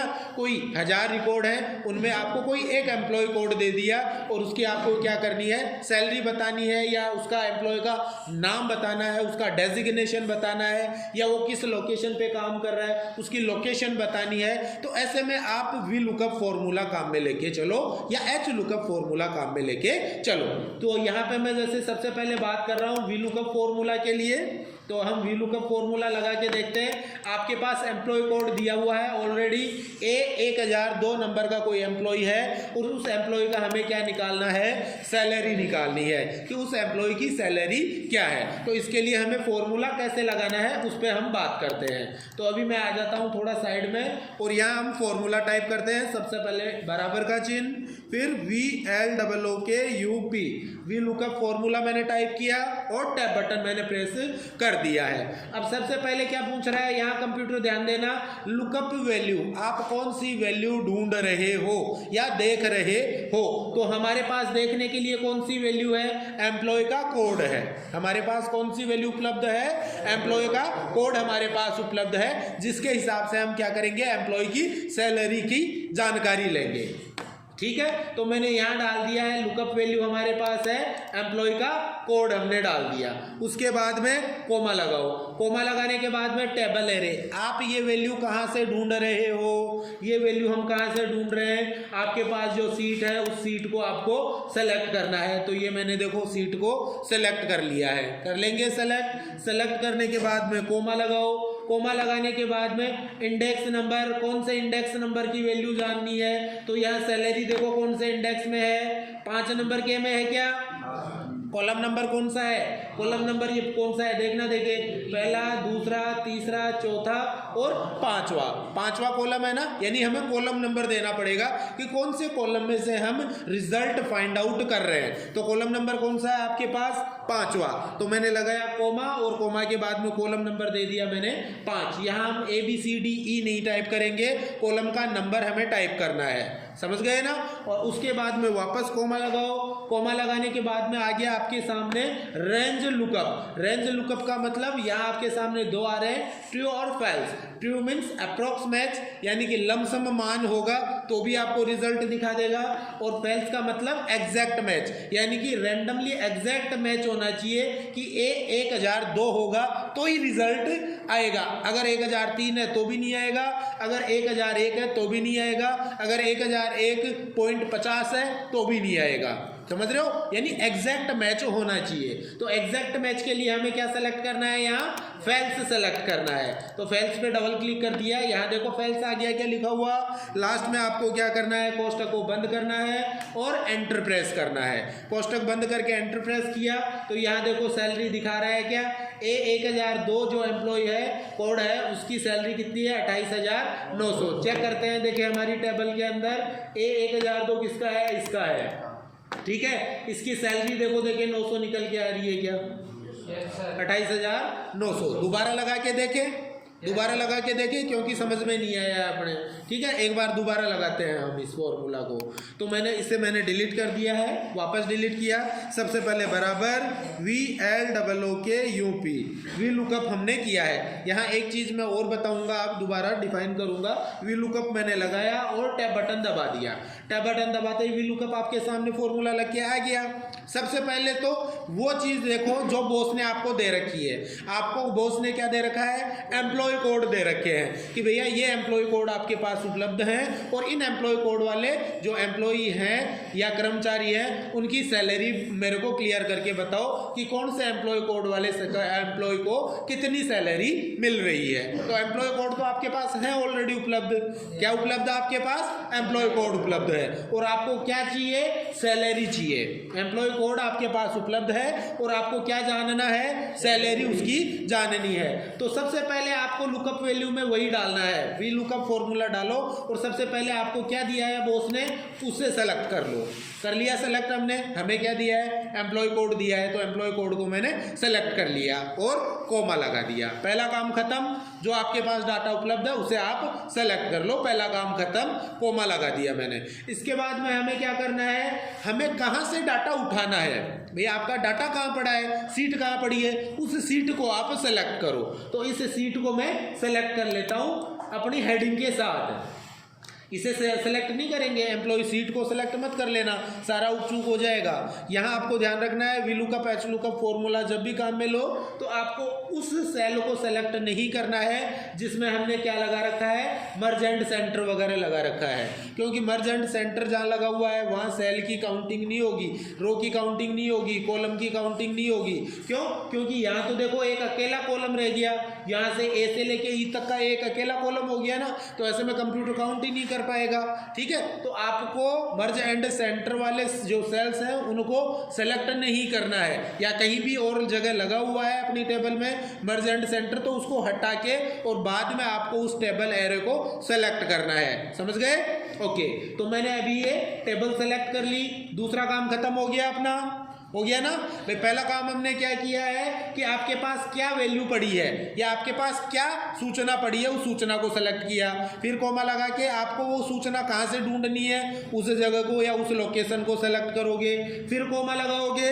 कोमा लगाने से पहले आपको क्या करना है कि आपने जो टेबल सेलेक्ट की है इसको आपको क्या करना है, कांस्टेंट करना है। कांस्टेंट का मतलब कि ये संख्या हिले डुले नहीं, या ये सेल वैल्यू हिले डुले नहीं। तो उसके लिए आपको क्या बटन दबाना है, F4 बटन दबाना है।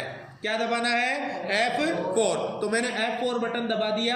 F4 बटन दबाते ही यहाँ थोड़ा सा ध्यान दो, देखो पहले I2 तो वैसे की वैसे है, आगे देखो डॉलर का चिन्ह लग गया है, क्या है, $A, $2, $E, $12 है। देखो देखिए डॉलर का चिन्ह लग गया क्या, इट मीन्स अब ये जो संख्या है ना, आप लोग क्या करते हो, पकड़ के खींचते हो ना, ऑटोफिल करते हो ना, तो ये संख्या हिल डुल जाती है। ये संख्या क्या हो जाती है, हिल डुल जाती है। तो अब मैंने क्या कर दिया है, संख्या को कांस्टेंट कर दिया है, यानी ये हिलेगी डुलेगी नहीं, इसको फिक्स कर दिया हमने, निर्धारित कर दिया है। तो फिक्स कर दिया हमने हमारी टेबल को। फिर कोमा लगाया। कोमा लगाने के बाद में हमें वो इंडेक्स नंबर डालना है जो यहाँ पे आप ढूंढ रहे हो। तो हम क्या ढूंढ रहे हैं, सैलरी ढूंढ रहे हैं ना, क्या ढूंढ रहे हैं, सैलरी। तो सैलरी कितने नंबर कॉलम में है, ध्यान दो, फर्स्ट, सेकंड, थर्ड, फोर्थ और फिफ्थ। फिफ्थ में आपकी क्या है, सैलरी है। यहाँ मैंने गलत क्लिक कर दिया, क्लिक नहीं करना है, इसका थोड़ा सा ध्यान रखोगे।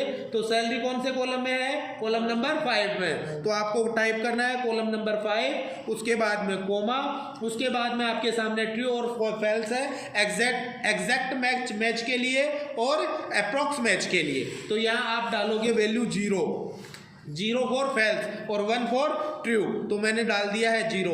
आप फेल्स भी लिख सकते हो, 0 भी लिख सकते हो, ठीक है ना। और लास्ट में कोष्टक बंद करना है और एंटर प्रेस करना है। देखो देखिए सैलरी निकल के आ गई है क्या, 28,900। ये इस हिसाब से अपना वी लुकअप लगाएंगे।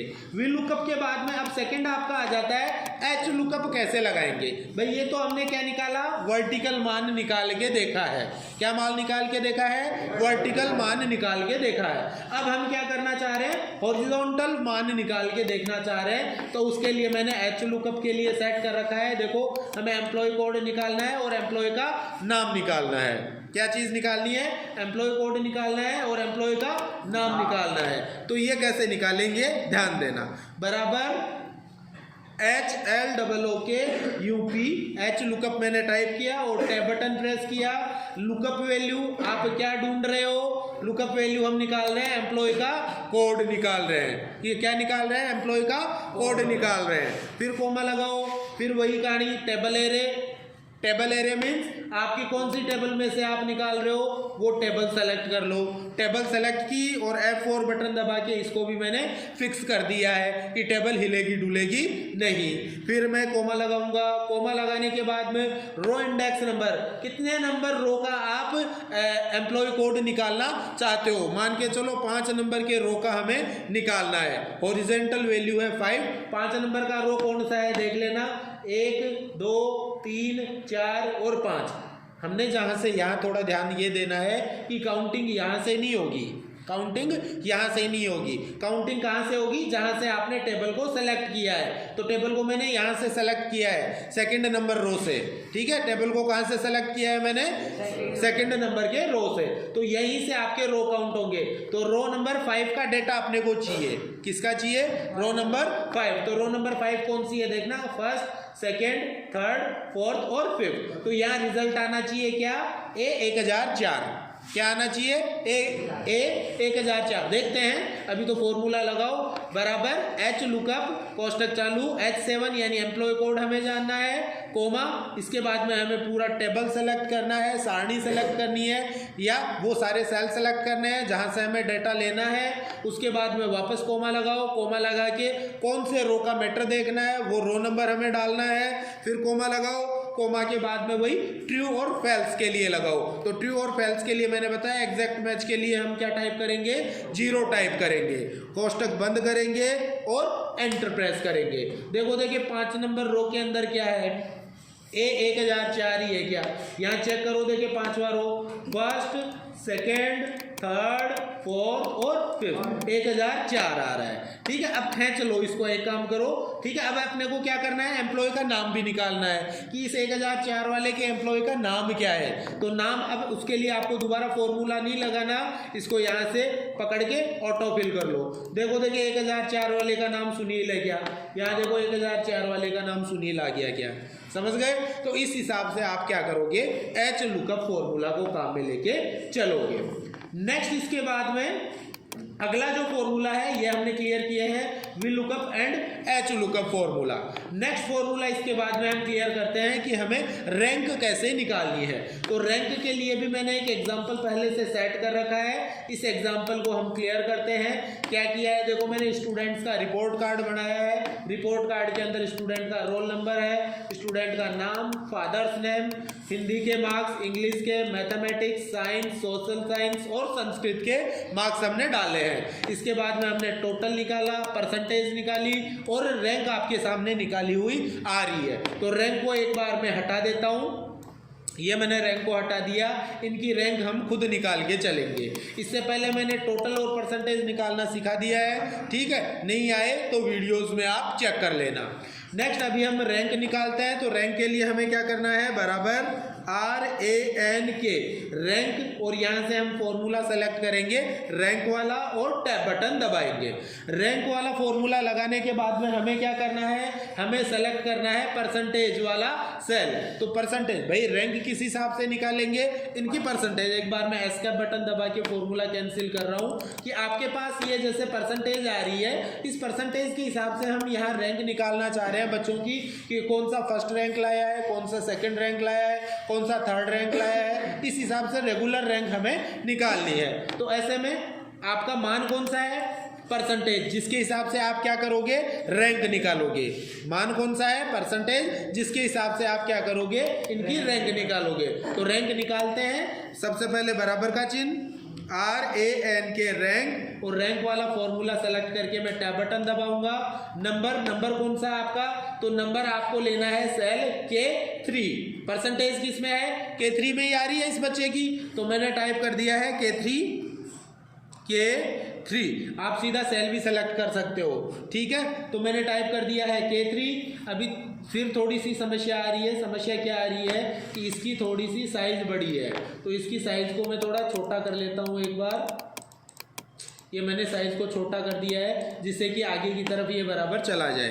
बराबर RAN के रैंक फॉर्मूला मैंने सेलेक्ट किया, टैब बटन दबाया। फिर अपने को क्या करना है, नंबर सेलेक्ट करना है। तो नंबर में आपको लेना है परसेंटेज, तो मैंने परसेंटेज को सेलेक्ट कर लिया है। फिर हमें कोमा लगाना है। कोमा लगाने के बाद में हमें क्या पूछ रहा है, ये रेफरेंस पूछ रहा है। रेफरेंस मीन्स ये परसेंटेज है, इस परसेंटेज के अंदर हमें सभी परसेंटेज का क्या करना है, रेफरेंस देना है कि इनमें से हमें रैंक निकालनी है।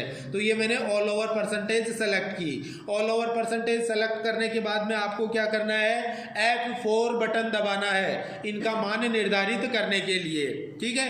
तो मैंने F4 बटन दबाया, यहाँ ऊपर देखते जाओ, यहाँ मैंने F4 बटन दबाया तो अपने डॉलर साइन इसके साथ जुड़ के आ गया है। उसके बाद में कोमा लगाओ। कोमा लगाने के बाद में हमें पूछ रहा है डिसेंडिंग ऑर्डर में देखना है या असेंडिंग ऑर्डर। असेंडिंग का मतलब तो पहले छोटे मान का फर्स्ट दिखाएगा। जैसे पहले मान के चलो आपका क्या है, 1 लिखा हुआ है, तो 1 को फर्स्ट दिखाएगा, फिर 2 को सेकंड दिखाएगा, फिर 3 को थर्ड दिखाएगा, 4 को फोर्थ दिखाएगा और 10 को 10th दिखाएगा। अगर हम क्या करेंगे, यहाँ डिसेंडिंग लेके चलेंगे तो उल्टा होगा। 10 को फर्स्ट दिखाएगा, 9 को सेकंड दिखाएगा, 8 को थर्ड दिखाएगा, 7 को फोर्थ दिखाएगा। इट मीन्स उल्टा दिखाएगा। उल्टे मान से रैंक निकालना चाह रहे हो या सीधे मान से रैंक निकालना चाहते हो, तो हमें उल्टे मान से निकालना है। परसेंटेज जिसकी हाई है उसको फर्स्ट दिखाना है, और जिसकी परसेंटेज लो है उसे हमें क्या दिखाना है, सेकंड, थर्ड या फोर्थ दिखाना है। तो ऐसे में अपर टू लोअर लेवल में आना है हमें, ठीक है। तो ऐसे में हम क्या लेके चलेंगे, अपर टू लेवल का मतलब, लोअर का मतलब हो गया डिसेंडिंग ऑर्डर, ठीक है। बड़े से छोटा ऑर्डर मीन्स डिसेंडिंग ऑर्डर। तो हम यहाँ लिखेंगे 0 डिसेंडिंग ऑर्डर के लिए, लास्ट में कोष्टक बंद करेंगे और एंटर प्रेस करना है। तो देखो यहाँ क्या आ गई, रैंक फर्स्ट आ गई। एक बार मैं इसे छोड़ता हूँ, नीचे की तरफ में कोई दूसरी वैल्यू डाल लेता हूँ। इन्हीं में से मैं कोई ले लेता हूँ बच्चे। मान के चलो आपके पास ये सारा रिकॉर्ड है, यहाँ से लेके यहाँ तक का रिकॉर्ड मैंने कॉपी कर लिया और एक नई सेल मैंने ले ली है यहाँ पे, ठीक है। एक नई सीट मैंने ले ली है और यहाँ मैंने ये सीट डाल दी। यहाँ मैं क्या करता हूँ, जैसे ये मान मैंने डिलीट कर दिया है, ये मान मैंने क्या कर दिया है, डिलीट कर दिया है, और यहाँ पे हम रेंडमली कोई दूसरा मान डालते हैं। तो बराबर रेंडमली मैंने अभी रैंडम के लिए फॉर्मूला बताया कि भाई रैंडम फॉर्मूला आपको कैसे काम में लेना है, रैंडम और रैंडम बिटवीन। तो अभी हम रैंडम बिटवीन वाला फॉर्मूला यहाँ लगाएंगे। सबसे पहले बराबर RAND, रैंडम बिटवीन वाला फॉर्मूला मैंने सेलेक्ट किया और टैब बटन दबाया। अब यहाँ आपको देना है bottom value and top value, कि कम से कम संख्या कौन सी होनी चाहिए और ज़्यादा से ज़्यादा संख्या कौन सी होनी चाहिए। तो मान लो मेरे को चाहिए 40 से लेके और 90 के बीच की संख्याएं चाहिए। क्या चाहिए, 40 से लेके 90 के बीच की संख्याएं चाहिए। तो मैंने पहली संख्या 40 डाल दी, छोटी से छोटी 40 और बड़ी से बड़ी 90 मैंने डाल दी है। कोष्टक को बंद किया और एंटर प्रेस किया। यहाँ देखो मान आ गया क्या, 80 आ गया। अब इस पे आओ, इसे पकड़ के और नीचे की तरफ ले लो और इधर ले लो राइट साइड में। ये मैंने ऑटोफिल कर लिया है। क्या कर लिया, ऑटोफिल। मगर यहाँ थोड़ी सी समस्या आप लोगों को आएगी। समस्या क्या आएगी देखना, मैं यहाँ कुछ भी लिख रहा हूँ जैसे 1, ऐसे में देखो वो संख्याएं चेंज हो रही हैं, क्या हो रही है। ये समस्या आप लोगों के रेगुलर आती है, हमारी संख्याएं चेंज हो रही हैं। तो ऐसे में हम क्या करें कि भई आपकी ये संख्याएं चेंज नहीं हो। ऐसे में ज़्यादा कुछ नहीं करना, आपको सबसे पहले इन सभी संख्याओं को सेलेक्ट करना है। सेलेक्ट करने के बाद में इनकी कॉपी करो। सबसे पहले क्या करेंगे, हम कॉपी करेंगे। इनको कॉपी Ctrl+C से मैंने कॉपी कर लिया है और इन्हें Ctrl+V से पेस्ट करना है, ठीक है। मगर पेस्ट कैसे करेंगे, जैसे यहाँ हम पेस्ट कर लेते हैं इस जगह पे, तो पेस्ट कैसे करेंगे, ऐसे में आप पेस्ट में आओ और पेस्ट में पेस्ट वैल्यूज में आके आपको किस पे क्लिक करना है, पेस्ट वैल्यू पे क्लिक करना है। किस पे क्लिक करेंगे, सीधा पेस्ट नहीं करेंगे, कॉपी करेंगे और कॉपी करने के बाद पेस्ट में आएंगे और पेस्ट में आके हमें क्या करना है, पेस्ट वैल्यूज पे क्लिक करना है। देखो देखिए वैल्यू पेस्ट हो गई, क्या हो गई ना। अब देखना कंट्रोल डी, साइड में आके कंट्रोल डी दबा दो, सिलेक्शन पॉइंट हट जाएगा। अब आप कुछ भी काम करो, देखो ऊपर वाली संख्याएं चेंज हो रही है मगर नीचे वाली हो रही है क्या, ध्यान देना, नहीं हो रही ना। अब ऐसे में क्या करना है, ये सारा एक बार मैं डिलीट कर देता हूं, ठीक है। अब क्या करो, इन संख्याओं को वापस डिलीट कर दो, कर दिया डिलीट। इन संख्याओं को कॉपी करो और या कट कर लो, कंट्रोल एक्स से कट कर लो, कट करके और यहाँ पे पेस्ट कर दो, ठीक है ना। कट करके मैंने क्या कर दिया है, पेस्ट कर दिया है। देखो देखिए संख्याएं आ गई क्या, ठीक है। दोबारा कर लो, कट मत करो, कॉपी कर लो क्योंकि वो अपनी फॉर्मेटिंग हट जाती है, यहाँ से लेके और यहाँ तक की ये मैंने पेस्ट कर दिए हैं, ठीक है। बाद में इनको डिलीट कर देना। देखो देखिए 2 मिनट में हमने कर लिया क्या, सबका लिख लिया। 2 मिनट भी नहीं लगेगी, 30 सेकंड में आप क्या करोगे, 100 जनों के रिकॉर्ड भर सकते हो इस हिसाब से। तो ऐसे में आप रैंडम बिटवीन फॉर्मूला काम में ले लेना। समस्या आती है रैंडम बिटवीन में क्या, कि आप कहीं दूसरी जगह काम करते हो तो वो संख्या ऑटोमेटिकली क्या हो जाती है, चेंज हो जाती है। तो ऐसे में उन संख्याओं को सेलेक्ट करो, कॉपी करो और पेस्ट में, पेस्ट स्पेशल में जाके पेस्ट वैल्यूज पे आप क्लिक कर लेना। पेस्ट में कहाँ जाओगे, पेस्ट में, पेस्ट स्पेशल में जाके पेस्ट वैल्यूज को कर लेना। बाद में उन संख्याओं को वापस डिलीट करके, डिलीट करने के बाद उनको कॉपी करके अपनी पहली जगह पे पेस्ट करा देना। आ जाओ गया ना, आ गया सबका मान। अब इनको वापस सेलेक्ट किया, सेलेक्ट करने के बाद में क्या करेंगे हम, सेलेक्ट करने के बाद में ऑल बॉर्डर्स, बॉर्डर मैंने लगा दिया है। अब परसेंटेज आपके पास सबकी निकली हुई आ गई, यहाँ तक का काम हो गया ना। अब अपने को क्या निकालना है, इनकी रैंक निकालनी है। तो मैंने लिखा RANK रैंक। अब रैंक में भाई साहब आपको क्या ध्यान देना है कि हम रैंक निकालेंगे परसेंटेज के हिसाब से। तो एक मान तो ये रहेगा और बाकी इस पूरी परसेंटेज की वैल्यूज को सेलेक्ट करेगा। भाई इन सब में से ही तो एक का मान निकलेगा। भाई जो पूरी परसेंटेज आपके सामने आ रही है, इन पूरी परसेंटेज में से किसी 1% की आप क्या कर रहे हो, रैंक निकाल रहे हो। तो चेक किस में से करेगा, पूरी परसेंटेज में से करेगा, ठीक है। तो यहाँ आपको ध्यान देना है, रैंक के लिए आपको 2 चीज क्लियर करनी है। फर्स्ट, आप निकाल किसकी रैंक रहे हो और किस में से निकाल रहे हो, ये 2 चीजें आपको ध्यान में रखनी है। किसकी निकाल रहे हो और किस में से निकाल रहे हो, ये 2 चीजें आपको ध्यान में रखनी है। तो किसकी निकाल रहे हैं, पहले ये पहला बच्चा कौन सा है, बच्चे का नाम देख लो, सुजीत की हम निकाल रहे हैं, ठीक है। तो यहाँ रैंक निकालता हूं बराबर RANK रैंक। रैंक फॉर्मूला पे आके टैब बटन दबाओ। अब सबसे पहले पूछ रहा है नंबर, नंबर यानी किसकी निकाल रहे हो भाई साहब, तो हम किसकी निकाल रहे हैं सर, हम निकाल रहे हैं फर्स्ट वाले बच्चे की, सुजीत की हम निकाल रहे हैं। तो सुजीत की हमने परसेंटेज को सेलेक्ट कर लिया है। उसके बाद में कोमा लगाओ, किस में से निकाल रहे हो, सभी बच्चों की परसेंटेज में से निकाल रहा हूं। तो सभी बच्चों की परसेंटेज मैंने सेलेक्ट कर ली है, आया समझ में। इसके बाद में वापस कोमा लगाओ। कोमा लगाने से पहले ये जो सभी बच्चों की परसेंटेज आपने सेलेक्ट की है, इसे फिक्स करो। और फिक्स करने के लिए क्या दबाओगे, F4 बटन आप दबाओगे। तो इसको मैंने फिक्स कर दिया। फिक्स का मतलब जैसे अपन पकड़ के खींचते हैं ना, ऑटोफिल करते हैं, हम पकड़ के खींचते हैं, ये डॉट पॉइंट को पकड़ के खींचते हैं। तो क्या होगा कि ये जो मान हमने फिक्स किया है, ये हिलेगा डुलेगा नहीं। हिला डुला के दिखाऊंगा मैं कैसे हिलता डुलता है, पहले अपन निकाल लेते हैं मगर। फिर कोमा लगाओ। कोमा लगाने के बाद में असेंडिंग और डिसेंडिंग का मतलब मैंने बता दिया था कि बढ़ते क्रम से देखना चाहते हो या घटते क्रम पे देखना चाहते हो। तो हमें तो भैया घटते क्रम से ही निकालनी है क्योंकि तभी रैंक सही निकलेगी, ठीक है। तो कोमा और 0 लगाया मैंने। 0 लगाने के बाद में ये मैंने 0 लगा दिया। 0 लगाने के बाद कोष्टक को बंद किया और एंटर प्रेस किया। देखो इसकी फर्स्ट रैंक दिखा रहा है ये, ठीक है। पकड़ के खींचो, देखिए इसको मैंने पकड़ के खींच लिया, ये देखो सभी की सही सही रैंक दिखा दी है अपने को, ठीक है ना। पहले यही है, देखो पहला यही है कि 68.50%। देखो देखिए कोई और है क्या 68% से ऊपर वाला, नहीं आ रहा है। दूसरी रैंक देखो, दूसरी आ रही है 68.33 वाला, तो पक्की बात है नहीं है वो भी।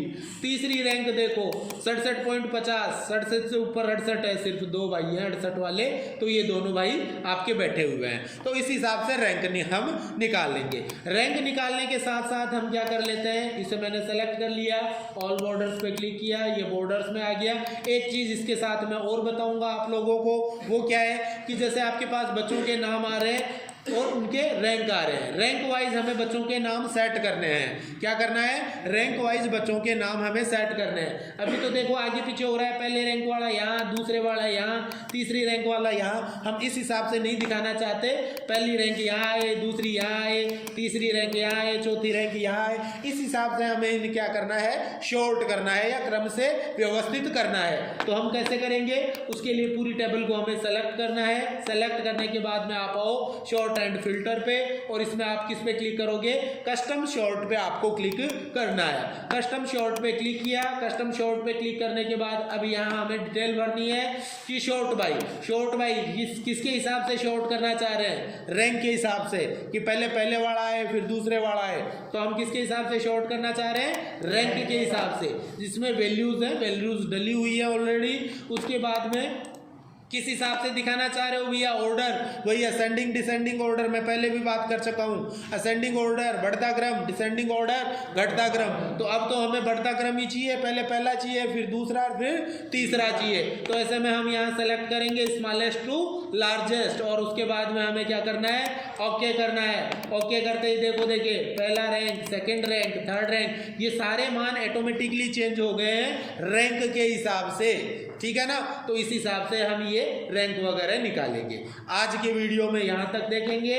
आगे का हमारे जो भी फॉर्मूला बचे हुए हैं, कौन से बचे हुए हैं? रैंडम मैंने बता दिया, रैंडम बिटवीन बता दिया। बाकी जो फॉर्मूले हैं वो हम नेक्स्ट वीडियो में क्लियर करेंगे।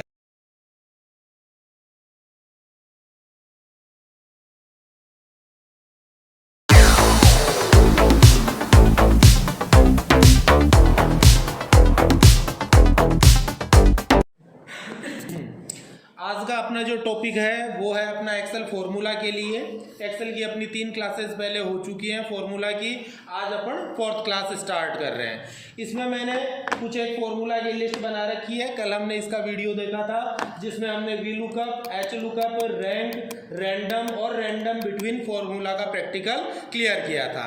नेक्स्ट इसके बाद में आपका फॉर्मूला आ रहा है पीएमटी फॉर्मूला। पीएमटी फॉर्मूला को आप क्या काम में लेके चलते हो? आपको इंटरेस्ट रेट अकाउंट करनी है, तो उसके लिए आप पीएमटी फॉर्मूला को काम में लेके चलते हो। देखो मैंने लिखा है इसमें calculate the payment for a loan. Loan के लिए आप क्या करोगे? पेमेंट को कैलकुलेट करोगे। तो इसके लिए यहाँ मैंने एग्जांपल बना रखा है, तो एग्जांपल पे अपन आ जाते हैं। पीएमटी का मैंने एग्जांपल सेट कर रखा है। अब यहाँ जो इंटरेस्ट रेट लगती है और आप जो इंटरेस्ट दे रहे हो, कितने महीने के लिए दे रहे हो, उसके हिसाब से आप ब्याज की गणना करोगे। सबसे पहला आपका देखो क्या है? पीएमटी फंक्शन लगा रहे हैं तो आपके पास मिनिमम 3 वैल्यू होना आवश्यक है। 3 चीजें होना जरूरी है। 3 चीजें क्या क्या है? पहला आपके सामने इंटरेस्ट रेट होना जरूरी है, दूसरा आपका नंबर ऑफ पेमेंट होना जरूरी है, और लोन अमाउंट का पता होना जरूरी है। यहाँ आपको ध्यान देना है इंटरेस्ट रेट जो लगा रहे हैं हम वो एनुअली लगा रहे हैं या वार्षिक लगा रहे हैं। दूसरा इसके बाद में नंबर ऑफ पेमेंट, आपने कितनी किस्त बनाई है, और वो वार्षिक है, 6 माही है, तिमाही है या मासिक है, उनको आपको क्लियर करना है। तो यहाँ देखो मैंने मासिक के हिसाब से सेट किया है 1 ईयर बराबर 12 मंथ। और तीसरा आपका लोन अमाउंट है जो हमने कितना किया है? 1 लाख रुपए किया है। अब इसका हमें पीएमटी फॉर्मूला कैसे लगाएंगे? इसके लिए सबसे पहले हम बराबर का चिन्ह प्रेस करेंगे, पीएमटी और टैब बटन दबाएंगे। आफ्टर देन सबसे पहले रेट, तो हमें रेट सेलेक्ट करना है। मैंने रेट सेलेक्ट किया, कॉमा, उसके बाद में हमें एनपीआर मतलब नंबर ऑफ पेमेंट मोड आपका मैंने बताया किस हिसाब से होगा। पहला होगा मंथली, दूसरा होगा इसके बाद में क्वार्टरली, उसके बाद में हाफ ईयरली, और उसके बाद में ईयरली आपका रहेगा। तो यहाँ अपना पेमेंट मोड क्या है? मंथली है। 12 मंथ यहाँ दे दिया मैंने, 1 ईयर इक्वल टू 12 मंथ। इसके बाद में वापस कॉमा लगाओ, उसके बाद में आपने को वैल्यू डालनी है, लोन अमाउंट जिसे हम कहते हैं, वो लोन अमाउंट हमें सेलेक्ट करना है, और लास्ट में कोष्ठक बंद करके एंटर प्रेस करना है। अगर यही वैल्यू आपके सामने ईयरली होती तो ईयरली के लिए मैंने यहाँ सेकंड एग्जांपल सेट कर रखा है।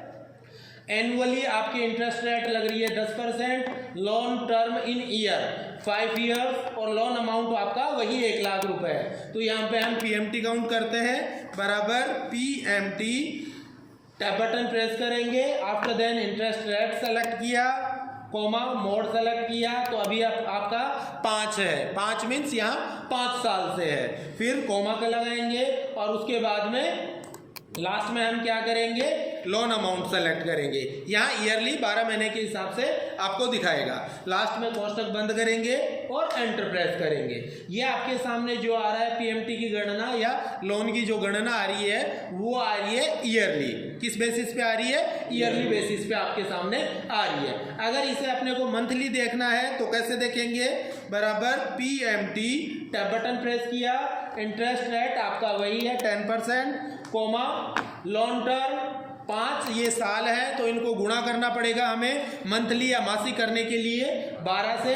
12 महीने का मतलब 12 से हम गुणा करेंगे। लास्ट में वापस कोमा लगाओ और लोन अमाउंट को सेलेक्ट करो। लास्ट में कोष्टक बंद करके हम एंटर प्रेस करेंगे। ये है आपका ईयरली, ये आपने क्लियर किया है मंथली। और नेक्स्ट हम देखते हैं क्वार्टरली और हाफ ईयरली। ओके, तो अभी हमने ईयरली निकाल लिया है, मंथली निकाल लिया है। अब हम निकालते हैं क्वार्टरली। क्वार्टरली के लिए बराबर पीएमटी, टैब बटन प्रेस किया, सबसे पहले इंटरेस्ट रेट सेलेक्ट किया, कोमा, उसके बाद में अपनों को लॉन्ग टर्म क्लियर सेलेक्ट करना है। और इसको अगर हमें क्वार्टरली निकालना है तो इसे हम गुणा करेंगे 4 से, क्योंकि एक साल में 4 क्वार्टर होते हैं। तो हमने किया गुणा 4 से, फिर हम कोमा लगाएंगे और लास्ट में लोन अमाउंट सेलेक्ट करके कोष्टक बंद करके एंटर प्रेस करेंगे। ये आपने क्वार्टरली ब्याज की गणना कर ली है।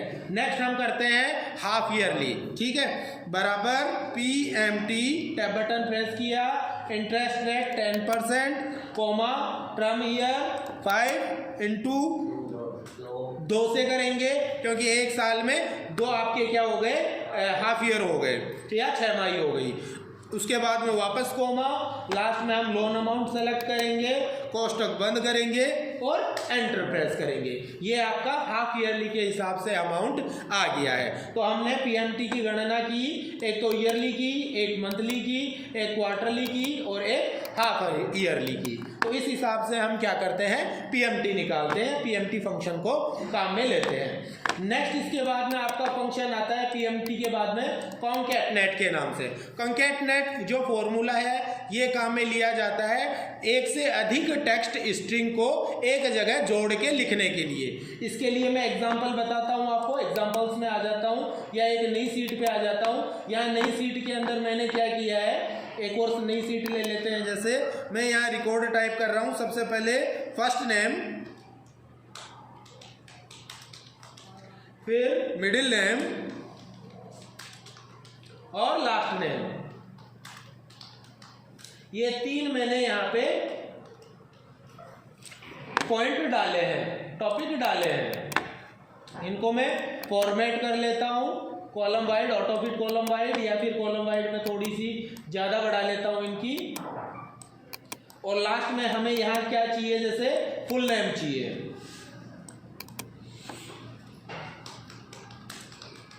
जैसे कई बार हम फॉर्म्स वगैरह भरते हैं तो इस हिसाब से डिटेल आप लोगों के सामने आती है कि फर्स्ट नेम अलग भराया, मिडिल नेम अलग भराया, लास्ट नेम भराया और लास्ट में फुल नेम आपसे अलग से मांगते हैं। तो ये चीज़ हम कैसे निकालेंगे, ये चीज़ हम किससे क्लियर करेंगे, अपना कॉन्कैटनेट फॉर्मूला की सहायता से क्लियर करेंगे। तो अभी जैसे मैं ये निकाल के देखता हूँ किस हिसाब से निकालेंगे। सबसे पहले मैं जैसे फर्स्ट नेम भर रहा हूँ AMIT Amit, KUMAR Kumar, VERMA Verma. दूसरा दिया मैंने जैसे ROHIT KUSINGH Singh, JANGIR Jahangir. तीसरा मैं जैसे भर रहा हूँ ANNU अनु, KUMARI JAT जाट। ठीक है, फिर अगला दिया मैंने TANU, ठीक है, DEVI J, और क्या कौन सा बच रहा है बता दो भाई कोई, KUMAWAT कुमाऊं। ये जैसे कुछ एक बच्चों के नाम हमने टाइप किए हैं। टाइप करने के बाद में हमें इनका जैसे फुल नेम निकालना है तो ऐसे में आप फॉर्मूला लगाओ, कॉनकैटनेट के नाम से जो फॉर्मूला है वो आप काम में लेके चलोगे। तो शीट 2 पे मैं वापस आ जाता हूँ। फॉर्मूला लगा रहे हैं बराबर CON कॉनकैटनेट। देखो कहाँ से आ गया, फर्स्ट वाला आपका फॉर्मूला आ गया है। आपको टैब बटन प्रेस करना है। अब आपको यहाँ ध्यान दो, टेक्स्ट फर्स्ट सेलेक्ट करो, फिर कोमा, फिर टेक्स्ट सेकंड सेलेक्ट करो, फिर कोमा, और फिर टेक्स्ट थर्ड सेलेक्ट करो। तो ये मैंने टेक्स्ट फर्स्ट सेलेक्ट किया, पहले ये दिखाना है, फिर कोमा लगाओ, फिर टेक्स्ट सेकंड सेलेक्ट करो, फिर कोमा लगाओ, फिर टेक्स्ट थर्ड सेलेक्ट करो। ऐसे अपने को जो जो टेक्स्ट आपको एक साथ जोड़ के दिखाने हैं वो टेक्स्ट सेलेक्ट करो, लास्ट में कोष्टक बंद करके एंटर प्रेस करो। देखो देखिए पूरा नाम क्या जुड़ गया, आ गया है क्या, टेक्स्ट स्ट्रिंग जुड़ गया, आ गया है। यहाँ थोड़ा सा आप ध्यान दो, जो लास्ट अपना नाम लिख रहे हैं, लास्ट के टेक्स्ट के उस नाम के लास्ट में आप क्या कर दो, एक एक स्पेस सेट कर दो। ऐसे में आपके नाम जो है, नाम के अंदर स्पेस लगा हुआ आ जाएगा। एक बार मैं फॉन्ट साइज थोड़ी बढ़ा देता हूँ। ओके, अभी ध्यान दो। दूसरा हम चेक करते हैं, मैंने क्या किया, इसे पकड़ा और पकड़ के इसे ड्रैग कर लिया है। देखो देखिए सबका निकल के आ गया है क्या, आ गया। तो ऐसे में आप लोग क्या करोगे, कॉनकैटनेट फॉर्मूला को काम में लेके चलोगे।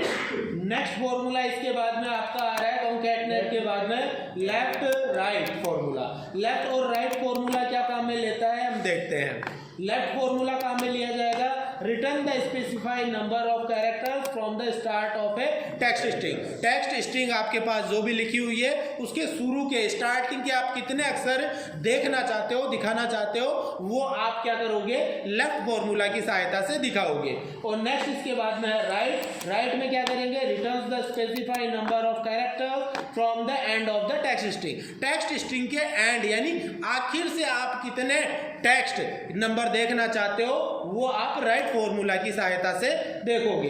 जैसे ये दोनों टेक्स्ट मैंने कॉपी कर लिए हैं, कंट्रोल C से कॉपी किया और शीट 2 में आके मैंने यहाँ क्या किया, इन्हें पेस्ट कर दिया है। एंटर बटन दबाया और पेस्ट हो गया। मर्जेंट सेंटर को एक बार मैं हटा देता हूँ, ठीक है। और इसमें जो स्टाइल फॉर्मेटिंग है इसे भी मैं क्लियर कर देता हूँ। Clear format. आपका बेसिक टेक्स्ट देखो लिखा हुआ आ गया है। इसे मैं थोड़ा सा बड़ी साइज में कर लेता हूं और यहाँ पे अपन फॉर्मूला क्लियर करते हैं लेफ्ट, और यहाँ हम करते हैं RIGST राइट। ये दोनों फॉर्मूला हम क्लियर करते हैं। अब लेफ्ट और राइट फॉर्मूला कैसे काम करेंगे देखना। सबसे पहले मैं काम में लेता हूँ लेफ्ट फॉर्मूला के लिए। तो लेफ्ट हम कैसे देखेंगे इसके लिए, अच्छा left and right, sorry okay.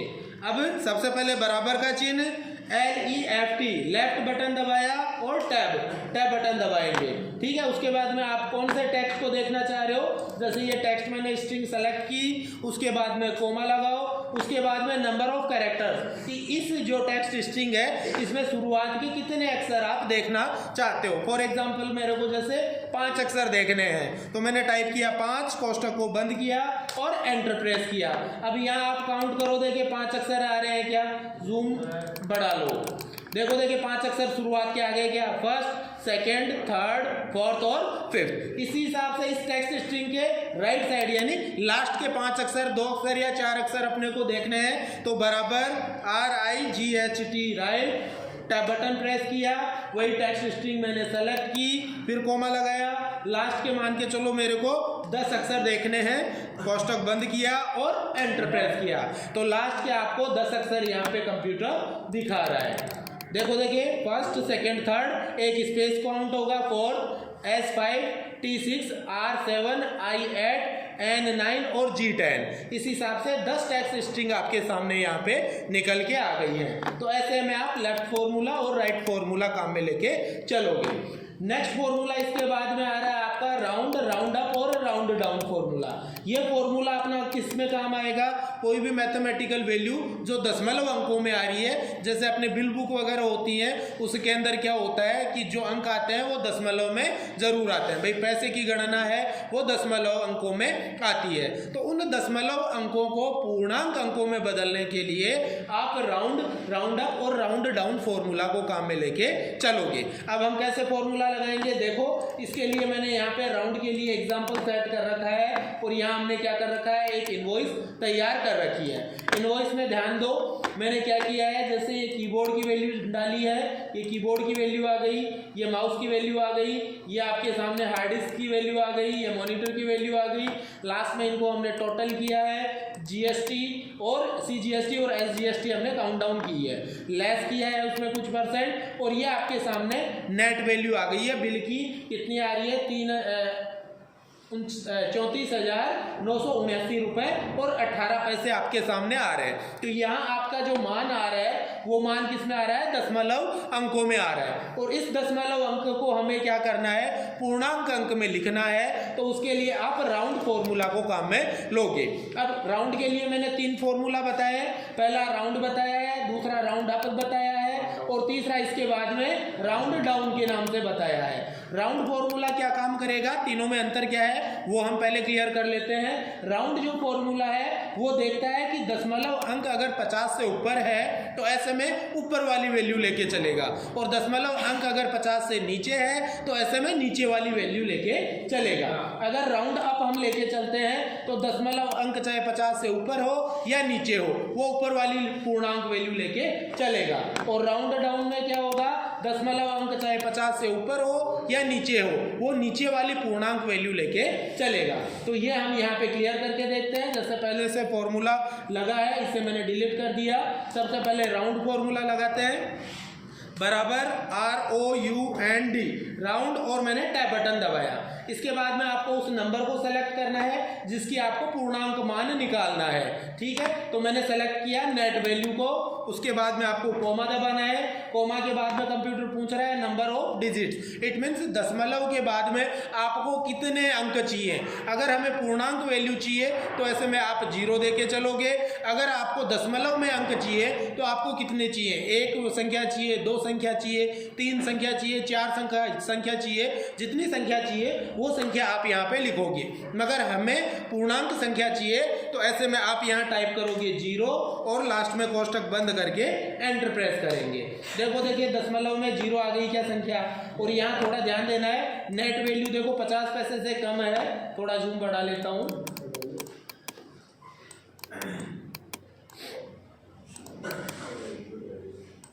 हाँ, अब थोड़ा ध्यान दो, यहाँ पे देखो नेट वैल्यू आपकी आ रही है, देखो 34,979 रुपये और 18 पैसे, 50 पैसे से आपकी कम आ रही है। तो ऐसे में देखो राउंड ऑफ क्या हो गया है आपके सामने, 34,979 रुपये। जैसे फॉर एग्जांपल यहाँ मैं क्या करता हूँ, मैंने ज़्यादा लिख दिया है, कॉपी किया और कॉपी करके और यहाँ मैं पेस्ट कर देता हूँ, पेस्ट वैल्यू, ठीक है। ये मेरे पास वैल्यू आ रही है और इसमें मैंने क्या किया है, 18 पैसे की जगह थोड़ा बढ़ा दिया है, मैंने कर दिया यहाँ पे जैसे 52 पैसे कर दिए हैं। 34,979 रुपये और 52 पैसे आपके पास हैं। अब हम जैसे राउंड फॉर्मूला लगाते हैं, बराबर ROUND राउंड, टैब बटन दबाया, आपकी संख्या आपने सेलेक्ट की, कोमा लगाया, दशमलव के बाद में कितने अंक चाहिए, 0 हमें चाहिए, कोष्टक बंद किया और एंटर प्रेस किया। अभी आपको ध्यान देना है कि आपकी जो संख्या आ रही है वो क्या आ रही है, चेक करो। देखिए यहाँ आपके सामने देखो, देखिए 979 रुपये थे, 52 पैसे आपके 50 पैसे से ऊपर है। तो ऐसे में रैंडम जो फॉर्मूला है उसने 79 के 80 रुपये यहाँ पे कर दिए हैं। यानी कि अगर 50 पैसे से कम संख्या है तो ऐसे में नीचे वाले पूर्णांक मान आएगा, अगर 50 पैसे से ऊपर संख्या है तो ऐसे में ऊपर वाला पूर्णांक मान आपको दिखाता है। जबकि राउंड अप और राउंड डाउन जो है इसमें उल्टा काम है। राउंड अप में क्या होगा, दशमलव के बाद में चाहे कितनी भी अपनी संख्या आए, राउंड अप में मतलब है कि ऊपर वाली पूर्णांक वैल्यू वो लेके चलेगा कंप्यूटर। और राउंड डाउन में आपका दशमलव के बाद में कितने भी अंक आए, कौन सी वैल्यू लेके चलेगा, नीचे वाली वैल्यू लेके ही चलेगा। जैसे निकालते हैं हम इसका, बराबर ROUND UP अप और टैब बटन दबाया।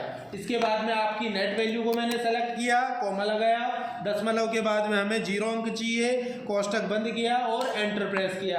देखो देखिए अपर वैल्यू लेके चल रहा है क्या, यहाँ तो देखो 79 ही आ रहा था, यहाँ आ गया आपका 80, जबकि अपनी जो दशमलव संख्या है वो 50 पैसे से कम है। इसी हिसाब से राउंड डाउन हम लगाते हैं, बराबर ROUNDDOWN, राउंड डाउन मैंने लगाया, टैब बटन दबाएंगे, नेट वैल्यू सेलेक्ट की, कोमा, दशमलव के बाद में अंक हमें चाहिए 0, कोष्टक बंद किया और एंटर प्रेस किया, तो देखो 34,979 आ रहे हैं। जैसे इसका हम क्या करते हैं, राउंड डाउन वाला रिजल्ट निकालते हैं।